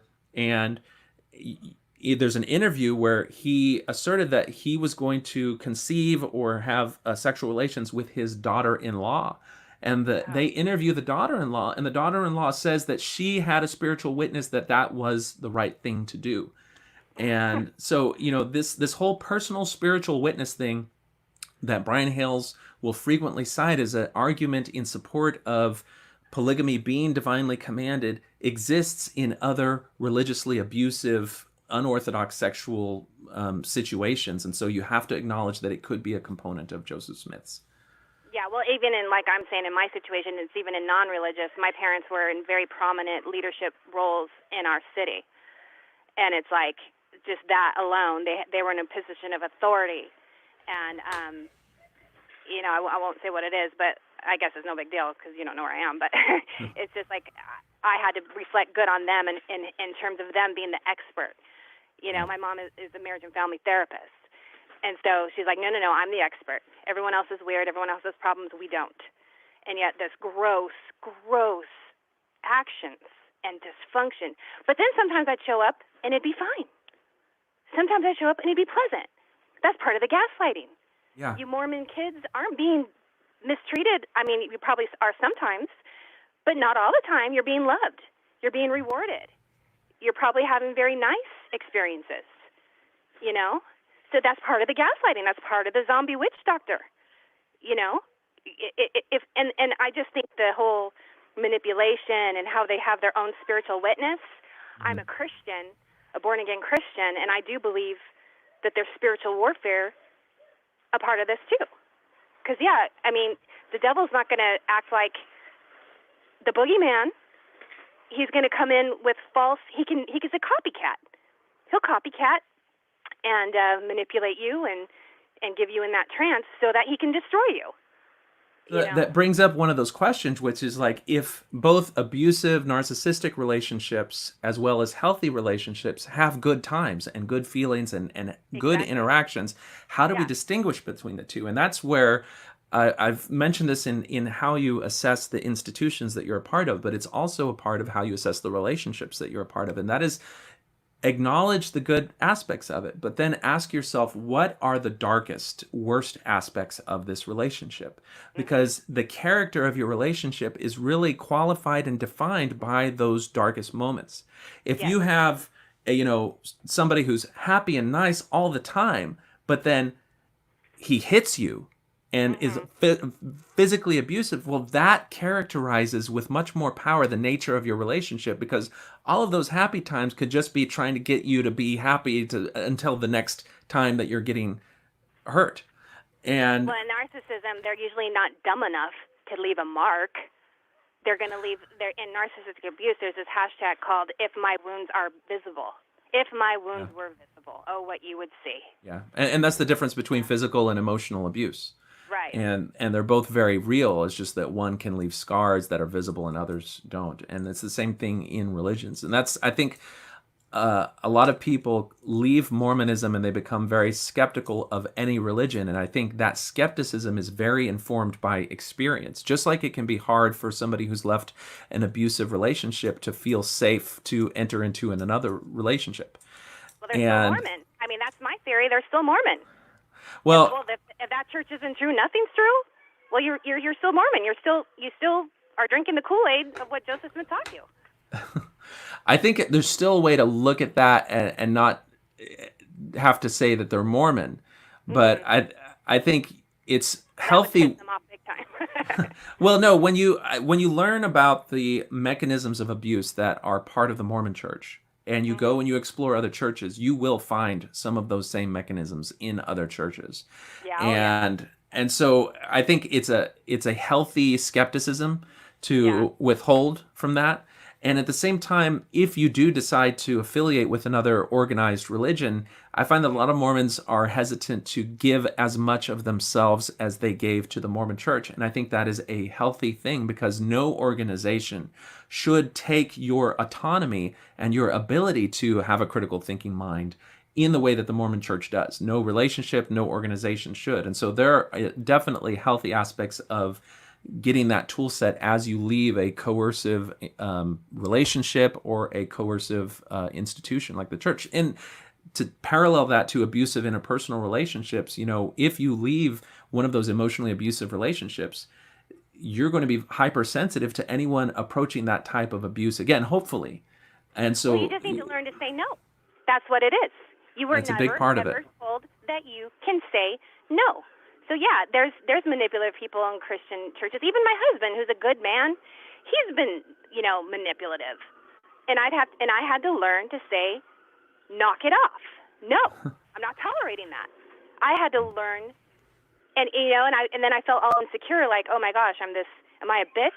But it's like, no. There's a verse saying God is making you into a threshing sledge, new and sharp with many teeth. Threshing sledge. No, I'm not. I will say no to that. I will not tolerate that. And sometimes you can do that gracefully, and sometimes you need to do it assertively. Forcefully. Yeah. Yes. Yeah, absolutely. Yeah. All right. Well, it's always interesting to hear from people who find that some of this material resonates with them, even if they don't have a background in Mormonism itself. And so, like I said, I did as a child. I did participate in it because I was just, one of those wild kids on the street without a stable home, and so there were so many Mormons here where I grew up that I did participate in a lot of this stuff. I did go to the camps. People just assumed I was Mormon because I was doing so much stuff with them, and I did get up as a kid and say, Joseph Smith's a prophet. I know this church is true, and I just want to I can't believe I said that. But and then I had that burning in the bosom bullshit where I would even drive by a temple or a stake ward or whatever and get that burning and that electric feeling. I was like, oh, what is that? And even when I started even doing this, what I'm doing now, listening to your YouTube channel and things like that, when I first started doing that, I was like, oh no, I'm getting that electric feeling again. It's all spiritual warfare. It's zombie witch doctor. That's what it is. That's a great concept. I'm glad to have heard the zombie witch doctor term. Yeah. Well, it's good to talk to you. Same. All right. Thanks for calling. Take care. You too. Bye-bye. All right.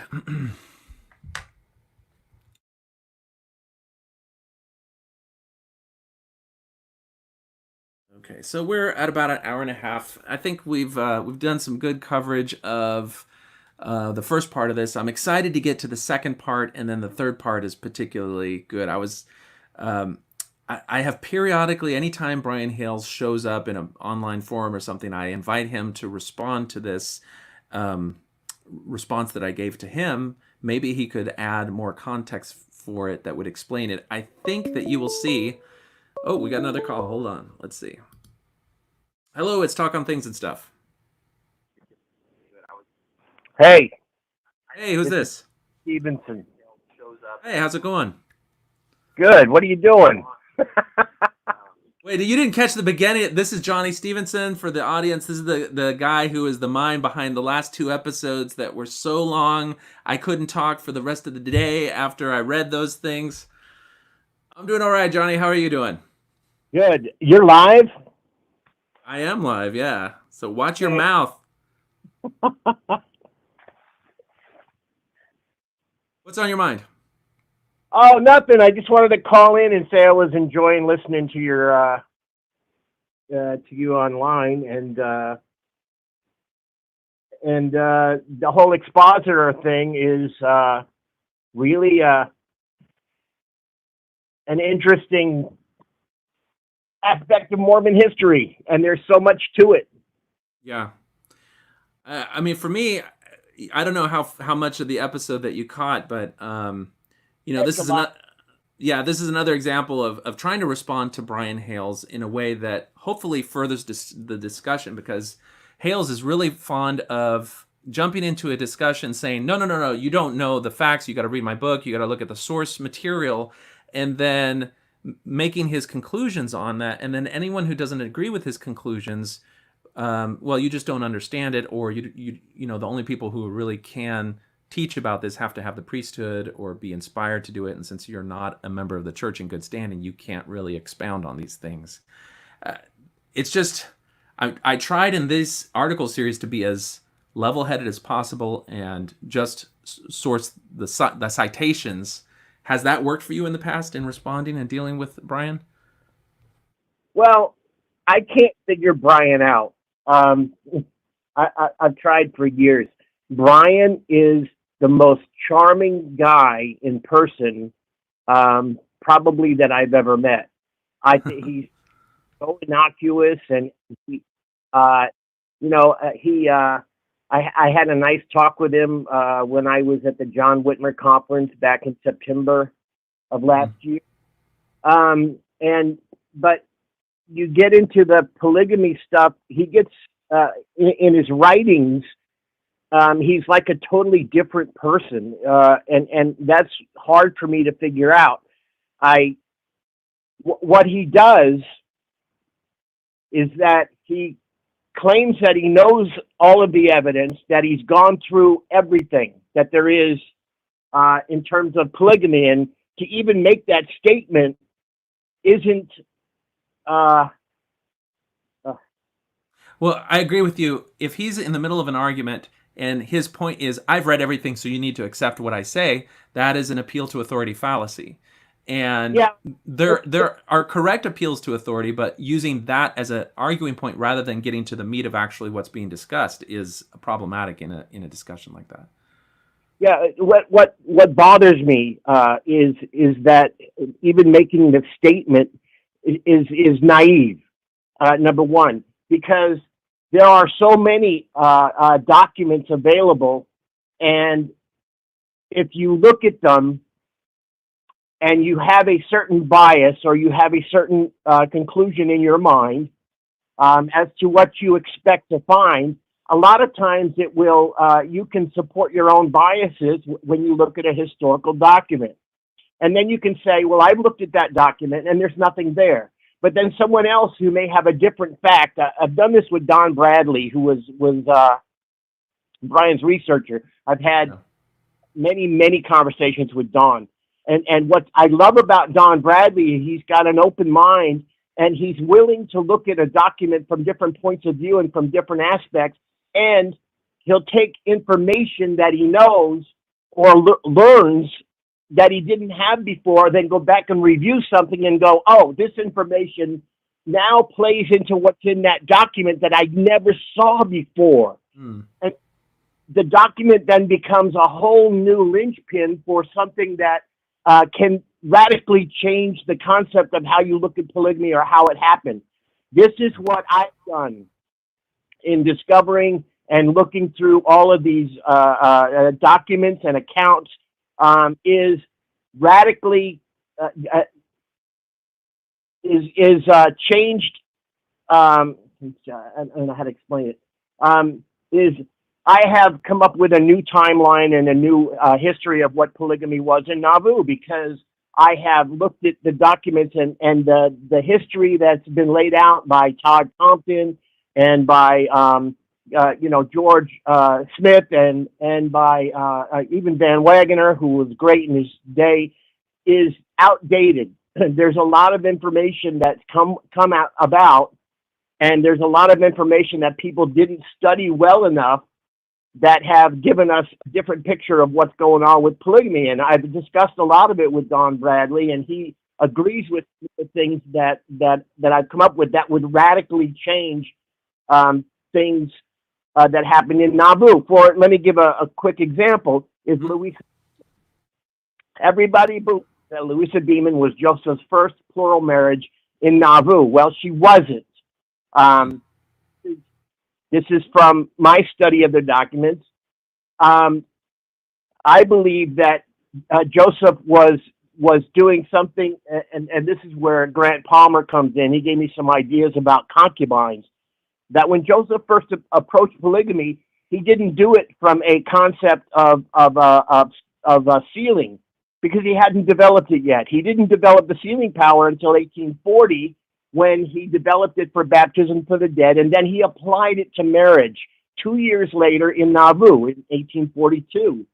But he had these women that he was taking as wives for almost 2 years, and a lot of them were other men's wives.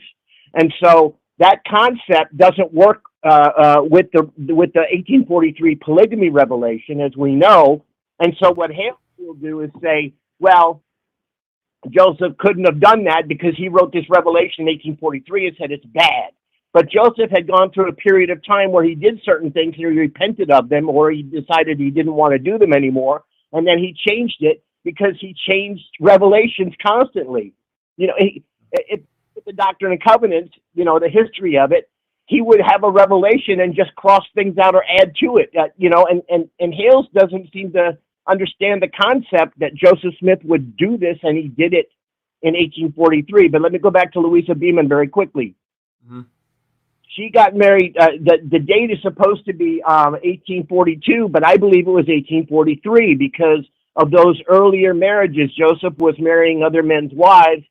He stopped the polyandry, and then he started marrying single women, and the single woman that he first married was Louisa Beaman, but it wasn't until the next year. And we have a problem with Joseph Noble and his ideas about dating. And, you know, he claimed it was 42, but it wasn't. And I've got some people on board with it and some reasons for it. But this radically changes the idea of Nauvoo polygamy, because it shows that Joseph was doing something different in the beginning with other men's wives, and there was a break-off point in 42. And he comes out with a first presidency address in the summer of 42 in June, where he says that, you know, getting together with other men's wives is adultery. And then a year later, he writes the adultery clause into the 43 revelation. And this is why Brian Hales says that polyandry was never possible, but it was. He just doesn't look at this. And it was Dan Vogel who read the 43 revelation and said that it's, you know, Joseph repented of it, and it's in there. You can see it.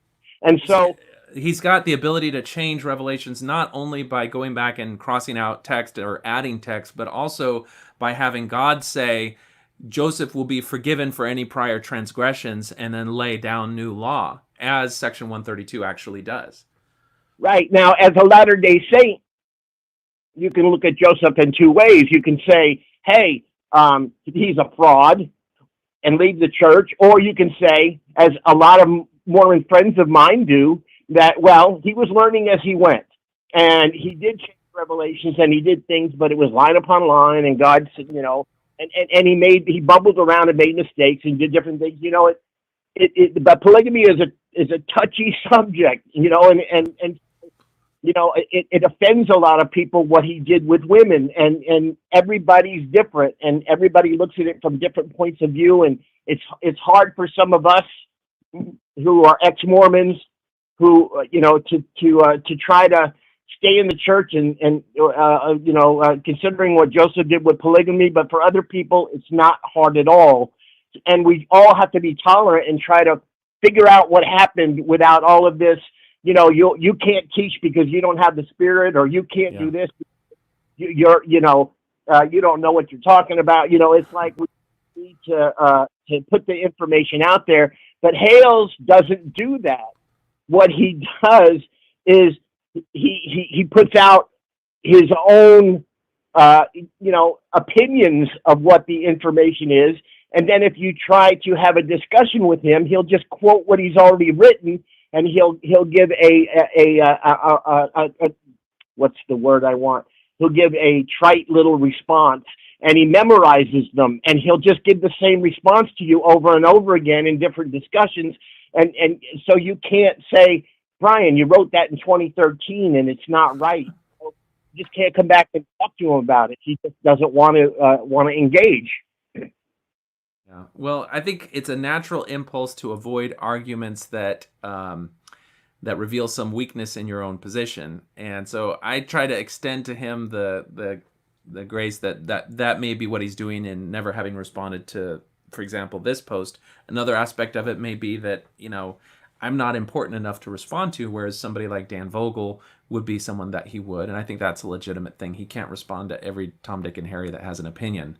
I always enjoy watching the back and forth when he's willing to engage and you respond to him on Facebook. But Johnny, you got to hold back. You got to hold something back because your responses are like a fire hydrant.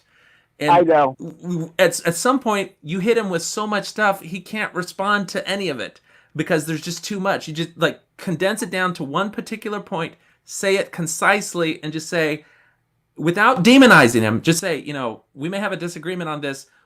How do you take this? And then if he responds, which he probably would, I think, to you, especially if you change and do something a little bit more like this, then it's okay to acknowledge, okay, from your perspective, I can see how that would be comforting. I, however, and many people who are critical of this would take a different perspective because of such, and such, and at least have that out there, because a lot of those discussions, you're not going to convince him to change his mind.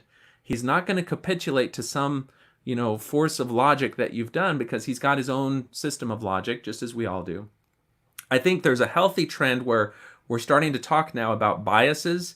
The problem, and I think one of the guys in the Mormon historian group pointed out, is that if we acknowledge bias is a part of our own study, that acknowledgement of bias should not be an excuse to continue to indulge in that bias.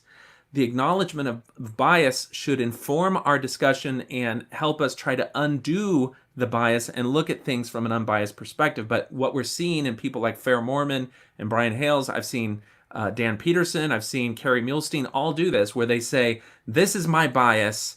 Just understand that everything that I say is with that bias.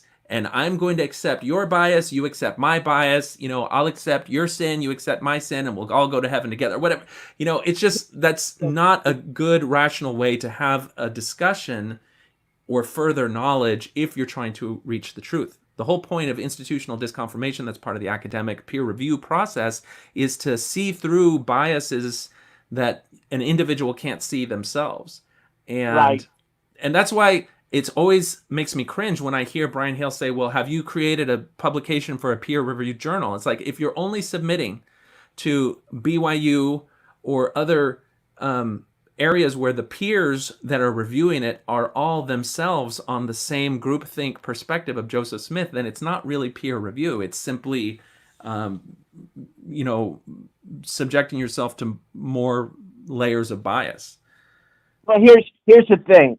And I agree, like Dan Vogel does it when he says, look, I don't believe in the supernatural. And so what you're going to have to do is get past my bias where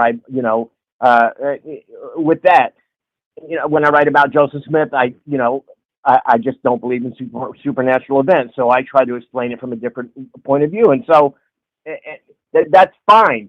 And yes, even those journals, this will probably amuse you, but I wrote an article for the John Whitmer journal that's getting published in the spring issue, and they asked me, the editor did, he asked me for a little blurb about myself and what I'm up to, and I said, well, I'm writing a book, among other things. I said, yeah, I'm writing a book called Spiritual Wives, and it's about Joseph Smith's polygamy. You know what? They didn't put it in there. They came back and they because they didn't like the term spiritual wives.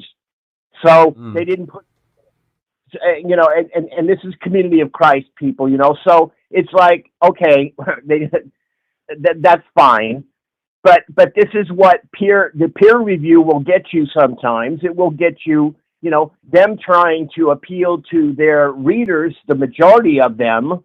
And they do, have certain things that they will edit out or not like you to put in articles that you write about. So peer review is not necessarily the best way to get your stuff out, to get the truth out there. You have to make concessions with almost everything for any journal that you're going to submit to. So Brian's, admonition for us writers to submit something to a peer-reviewed journal and then maybe I'll take it seriously. Well, you need to take everything seriously, even in discussion on Facebook. I don't do all of that stuff with the, yeah, in the past, fair Mormon, I've had discussions with a lot of fair Mormon people. They call it shotgunning or whatever you want to call it. The Gish Gallop. The thing is that I know Brian Hales, and I've had many discussions with him. It's been, going on, 8 or 9 years. And so I knew he wasn't going to answer anything. So all of the stuff that I wrote was for the audience and for them to look at it and for them to see the facts and to read through those comments. You notice they were made later. And Brian, he'll stop in and Brian didn't address any of my points. He didn't address. All you got is you just type in and say, "Well, I looked through it. There's nothing new. Maybe if there's something new, one day I'll respond." And just as much as they can use the accusation that the Gish Gallop is a fallacy in and of itself, then the whole idea there's nothing new is a kind of a way to stop having to think about things anyway. But yeah, the idea that there is nothing new is ludicrous. It's a ludicrous. Brian Hales went through all of the affidavits in the affidavit book, and he made all his little conclusions about it. Number one, that Joseph F. Smith didn't write them. That's wrong. I did handwriting analysis. I had a large number of people. I found the 3 people who I discovered the identities of the 3 people who did write up those affidavit books, and Joseph F. Smith wrote most of them. He said that in one affidavit book, for example, there was Vienna Jocks had an affidavit where a lot of people didn't sign them because they didn't want anything to do with it. Joseph F. Smith would write up a form and leave a lot of blanks in it, and then he'd go to the woman and say, can you fill this in? And some of them just refused. Well, Vienna Jocks didn't sign anything. So in one affidavit book, there's an affidavit, and in another, there's nothing. And what Hales did is he made some bizarre conclusion because of that. But when I looked at the affidavit book, I saw that where her affidavit should have been in one book, it was torn out. The page was torn. So it was hard, but I noticed it, but these are things that people discover about existing evidence. And so for Brian to say, hey, all the evidence has been gone through, all the discussions have been made, it's just a red herring argument. Yeah. Well, that was one of the particularly useful things in your posts about your response to his post about Jeremy Reynolds was seeing Michael D. Quinn's own response to his prior Mormon History Association presentations and seeing that there are legitimate criticisms of his approach to these things. Has Brian ever, to your knowledge, acknowledged some of the criticisms that Quinn levied against him and adjusted or responded to? It's on his website somewhere. Okay. As a matter of fact, I tried to get on his website a day or so ago, and it said it was shut down. Yeah, somebody posted that he'd had a web hosting issue that it's now resolved, so you should be able to reach it at MormonPolygamyDocuments.com, I think. And it shut down again. Well, hopefully that can stay up because that's a great resource. All right, well, Johnny, I hope that you get a good editor. This account has been suspended. I just tried to get on it again. Well, hopefully that'll get fixed. I'm hoping that you get a good editor who you don't pay by the word, and and that you can get your book finished and out there because we've had discussions before, and I think there's some really helpful and remarkable insights that you're going to lay out, in particular with the timeline, that I think are going to be just a tour de force in terms of having to reevaluate what was actually going on, particularly in 1842.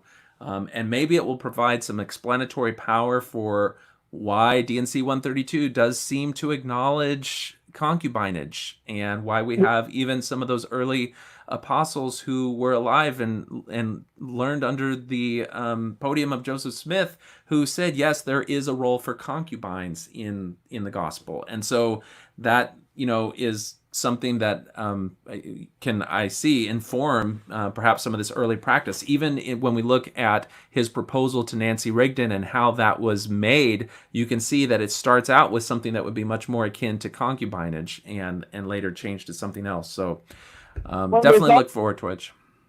Well, there's all kinds of things that have been discounted, like Uday Jacobs and the Peacemaker, all kinds of stuff that are out there that fit into this timeline of what went on in Nauvoo that are really extremely interesting. And you can probably thank Brian Hales for opening my eyes to something. He said it a number of times to different people that, you guys don't get into the theology of Joseph Smith. And you know what? I went, yeah, that's a good observation. Let's get into the theology of Joseph Smith and how it developed.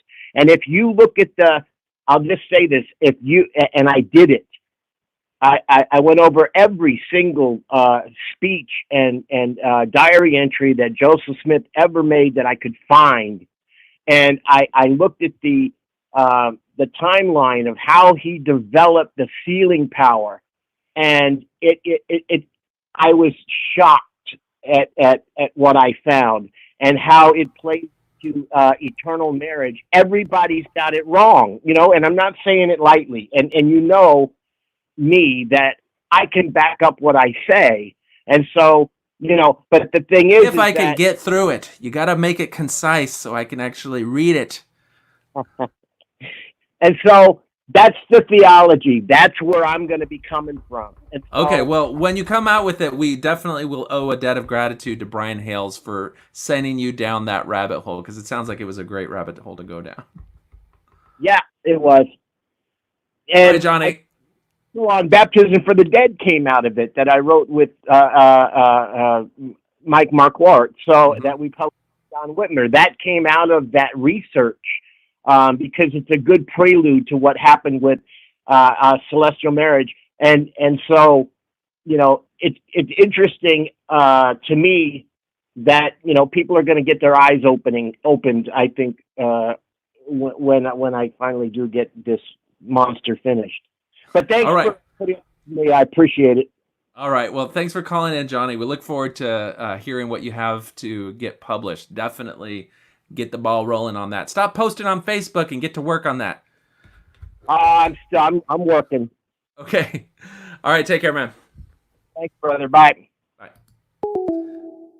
All right. Well, thank you for indulging us in that conversation. It's always great to hear from Johnny. He's a great guy. I got to meet him for the first time at Sunstone last year, and I just heard word that Sunstone this year is going to be a worldwide online event rather than an in-person conference in Utah. So check out Sunstone and see if you can attend that.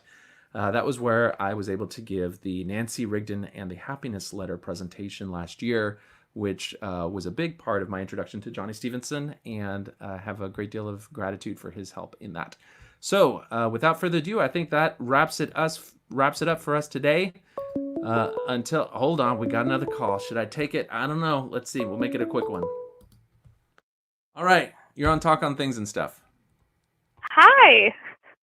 Hey there. I was just about to close things down, but you got in at the last minute. Great. Okay. I'll try. I know you got stuff to do. What was your name again? I'm John. John. Hi, John. Hi. So a little bit about me, really quick. I come from a polygamous family. I was super devout in my early teenage years. Probably I moved out into the city, kind of started losing touch, kind of drifting away from my group, I guess you could call them, cult, whatever. So I think, I never really left until my parents left. And I think one of the biggest things that kind of finally snapped me out of it, so to speak, was the Helen Mar Kimball situation, Yeah. And how that could be, I'm sure. But I've heard that there's affidavit that Helen Mar Kimball signed that said that she never had any kind of sexual relations with Joseph Smith, that it was purely a dynastic relationship. And I was just wondering if you knew anything about that, really. I don't know that there's an affidavit with Helen Mar Kimball saying that. I've never heard of that. I do know that there are some accounts of her saying that she felt deceived, and that if she had known that the relationship with Joseph was going to be anything more than ceremonial, then she never would have done it. But that is an account that is somebody claiming to have witnessed her say that to her mother or something like that. And I think if you look on Brian Hale's website, he may have the reference to that. But to my knowledge, there's no record of her saying that it was only ceremonial and that there was no sexuality involved. In fact, I think some people make the case that she was in the area when they were doing the affidavits for the Temple Lot trial, and that they would have taken her there if they felt that there was some sexual component. And so they imply that the fact that they didn't bring Helen Mar Kimball was tacit proof that there was no sexual component, because she would not have had anything to testify about. But that's not the strongest argument that you could make. That's as close as I could find. Interesting. Yeah, I think Todd Compton actually talks about that, where she says she feels deceived and she didn't want to be sealed to thus and thus and so and so. I think in Todd Compton's book, In Sacred Loneliness, he kind of talks about how, like, what I love about that book is that as far as I could tell reading it, he tries really hard to be objective.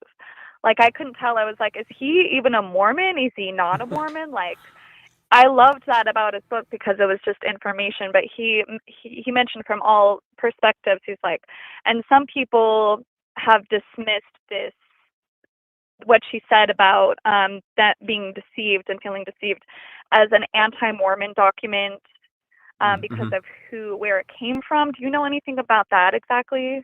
Yeah, I believe that that's a journal entry from one of her friends that lived near or with her for a period of time. But I think looking at the reference from Todd Compton's book would be the best to tease that out. There's another thing that is directly attributable to Helen Mar Kimball, which was a poem that she wrote where she's lamenting her state of kind of being restricted from the normal social interactions that girls her age would be able to participate in. And the implication is that she's expressing through poetry some of her own regrets because of being kind of cloistered in the relationship with Joseph Smith, where she's not available socially for anybody else. And I think people reading that could understand why, if she was in a relationship with the prophet that was considered to be sexual, she was the prophet's physically and not just ceremonially, then that's the only context in which she would be restricted from going through the normal social milestones of girls her age, going out and socializing, dancing, interacting with young men who could potentially be romantic interests. If she was cloistered and already possessed by the prophet, then she would be closed off to those things. And so that conclusion is that poetry reflects that reality. Absolutely. That poem, oh my gosh, that was like the saddest thing I've ever read. And yeah, even if that other, about her talking about being deceived, even that turned out to be completely false. I mean, the poem is basically saying the same thing. Like, she didn't want to be in that relationship. She makes it pretty clear. And she says, I sacrificed myself for my family, which is just crazy that people can even, because that's not doctrinal. Like, there's no doctrine that says your family will be saved through whoever you choose or choose not to marry. That makes absolutely no sense. And she makes it pretty clear in the poem that, yeah, she was being pressured into it. She didn't want to be in this relationship. She wasn't happy about it, but she made herself a necessary sacrifice. Yeah. And we hear that phrase of women, particularly young women, agreeing to enter into these relationships with Joseph after great hesitation, and doing so only as a very personal sacrifice. Hales quotes Lucy Walker saying that the choice is always offered to a woman. Well, if you look at the entire broad context of that quote, she describes how it was torture, and ultimately she only decided to do it and considered that laying herself on the sacrificial altar in order to agree to be Joseph's bride.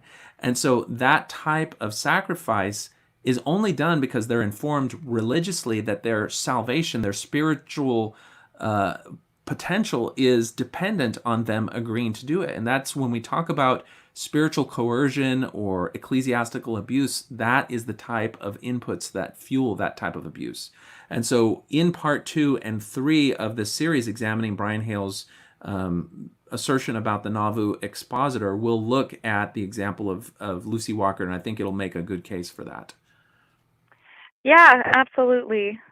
And I did see a lot of parallels within that paradigm with, I just finished that Waco series, which was like crazy to me. And I thought that series, real quick, I know you have to go, but I just thought it was so well done because you almost start to like this character, David Koresh. I know that sounds crazy to say, but like you can totally understand why people were so taken in by him because he was so charismatic. And in a lot of ways, like he was a good person. He was a good father. He loved his children.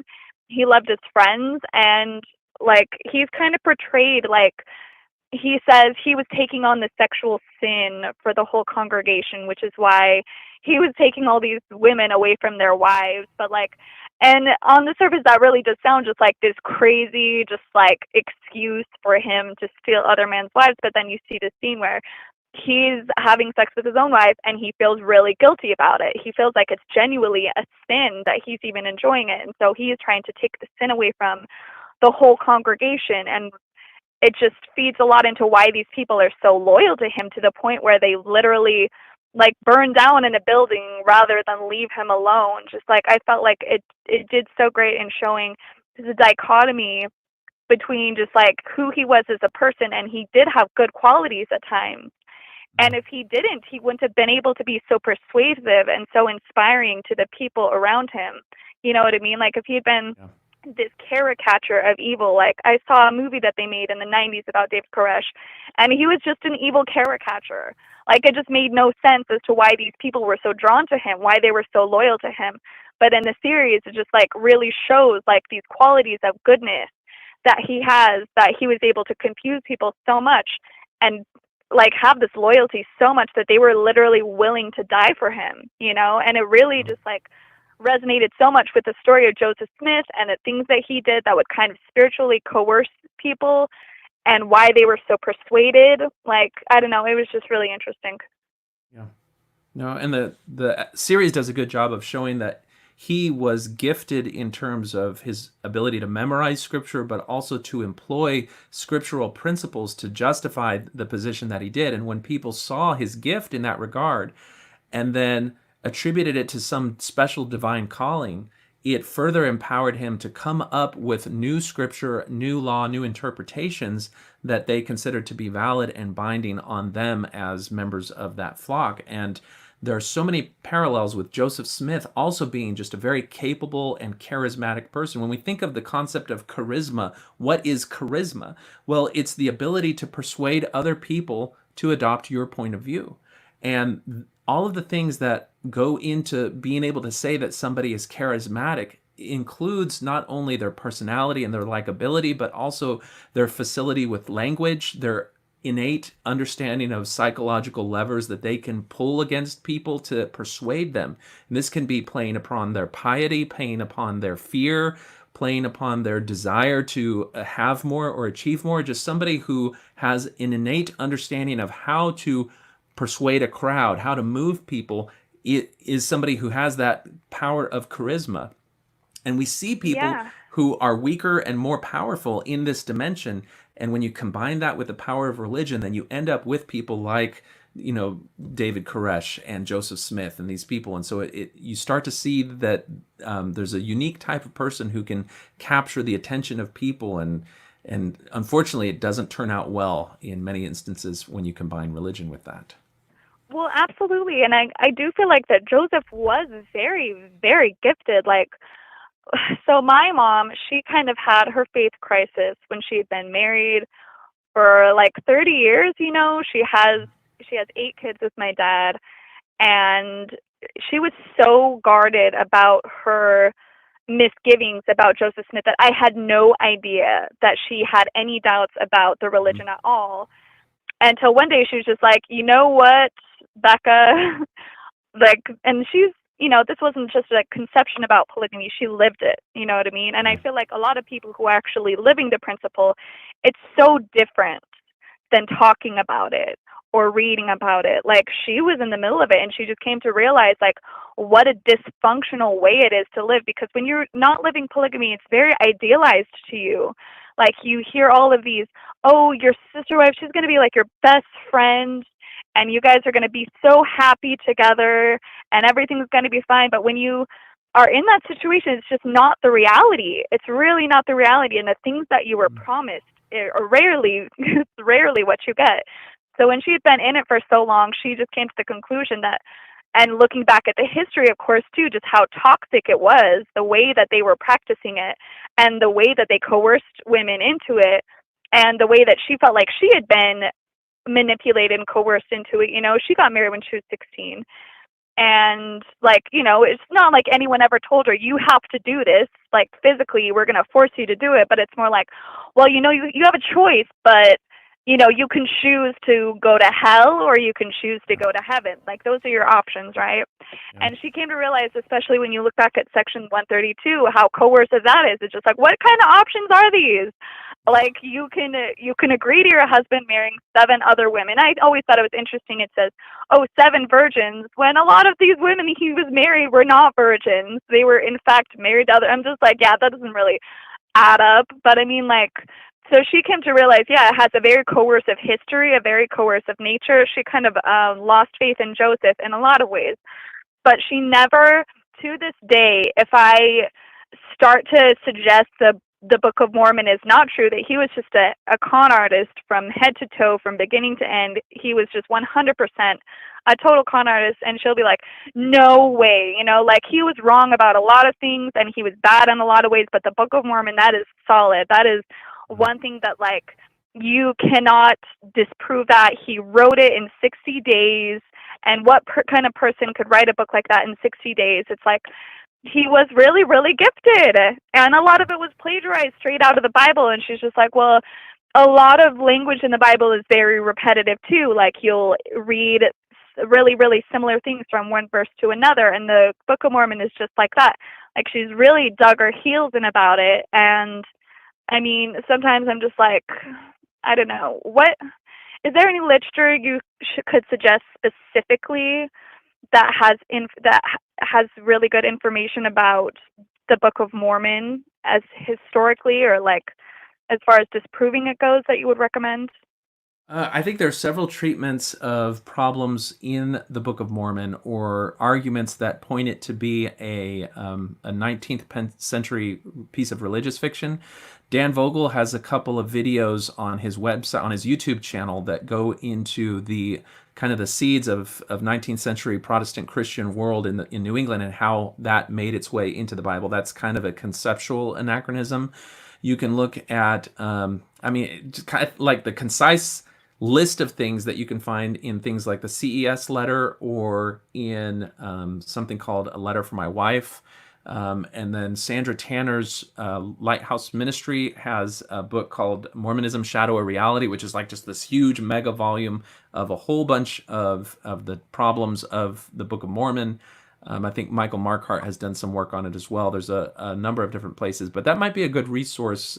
I might see if I can make a page that just has a link to a bunch of places where you can go and see people asking this question: are there specific problems? Even if you just want to go to the Fair Mormon website, because they've put themselves in the position of defending the Book of Mormon, and so they have to identify the arguments against it. And you can just read their defenses, which will include the arguments against it, and decide for yourself if you think their defenses are legitimate. That's usually a safer place for you to introduce family members, because they'll feel like at least the people who are responding are faithful to the church. Are actually Mormons, right? That makes sense.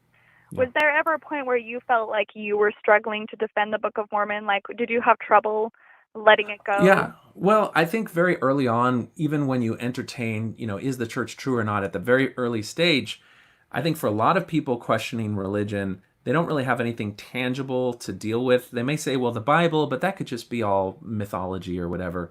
But in Mormons, it's different because you have this Book of Mormon that's very, very modern in terms of scripture and is real. And so you have to wrestle with, is this actually, it came from somewhere. And Joseph says it came from the gift and power of God, and we have no other explanation that I'm willing to see. And this is, when you are still in the very indoctrinated perspective. And so I can remember saying, well, I'm going to have to deal with the Book of Mormon. There's no way I can deny the church that the Book of Mormon is true. And there's several different realizations that you make along the way, which is that all the different hundreds of offshoot factions of Mormonism also believe the Book of Mormon to be true. So if the Book of Mormon is true, it doesn't necessarily mean that a particular religion is true. But on top of that, when you see things that are anachronisms in the Book of Mormon and what I would call textual dependencies, this is more than saying that, cement is in the Book of Mormon and we don't know about cement in the Old World continent, and so that's an anachronism. And then later they discover cement and they're like, I guess the Book of Mormon must be true. This is more like long segment copying, some of the plagiarism that you talk about. It's not just that it's plagiarism and it's repeating things, it's that there's a textual dependence, which means that order and grouping of large segments of words being attributed to somebody in the Book of Mormon who would have written them hundreds of years before they were actually created in the King James Version translation of the Bible in the 1600s. Those are textual dependencies, which tells you that whoever wrote the Book of Mormon relied on this pre-existing text and then just dated it as though it were even older than that pre-existing text. And that tells you that it's a more modern production. And so once you start to accept those realities about the Book of Mormon, when you look at Brent Metcalf's analysis of certain words and phrases that are repeated and how it gives you a chronology of when the books were written, showing that after the 116 pages, they went ahead and completed the Book of Mormon and then went back at the end and did First Nephi through Words of Mormon or something like that. Then all of that informs it being a very modern construction. And then when you start to, beyond just the nuts and bolts of the Book of Mormon, look at thematic elements, as Dan Vogel does with certain aspects of 19th century Protestant theological questions being addressed in it, but then just like the racism inherent to the way that the Laymanarts are described as the progenitors of the Native Americans, and how God himself is attributed to doing the skin color changes for purposes that are inherently racist, dealing with anti-miscegenation. All of those things are 19th century tropes being attributed to God on the subject of race. And when you see that all of these things are clearly just from men claiming to have it come from God, and that pattern is repeated throughout Joseph's own prophetic activities claiming modern revelation, then it becomes much easier to see it as that. But getting somebody who holds the Book of Mormon in high regard already as scripture to see those things is not something you can do and just sit down. It's kind of one of those things where you have to almost inception it a little bit. It has to be something where they discover it on their own, and because that's the only way that they would accept it. Absolutely. Who was that author you mentioned before? Hentcalf, is that what you said? Oh, Brent Metcalf. Metcalf.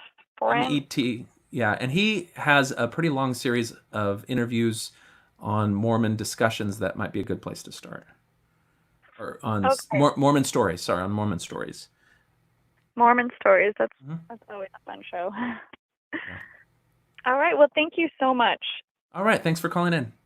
Okay. Bye. All right. Take care. Okay. All right. Well, until next time, then, this is Talk on Things and Stuff.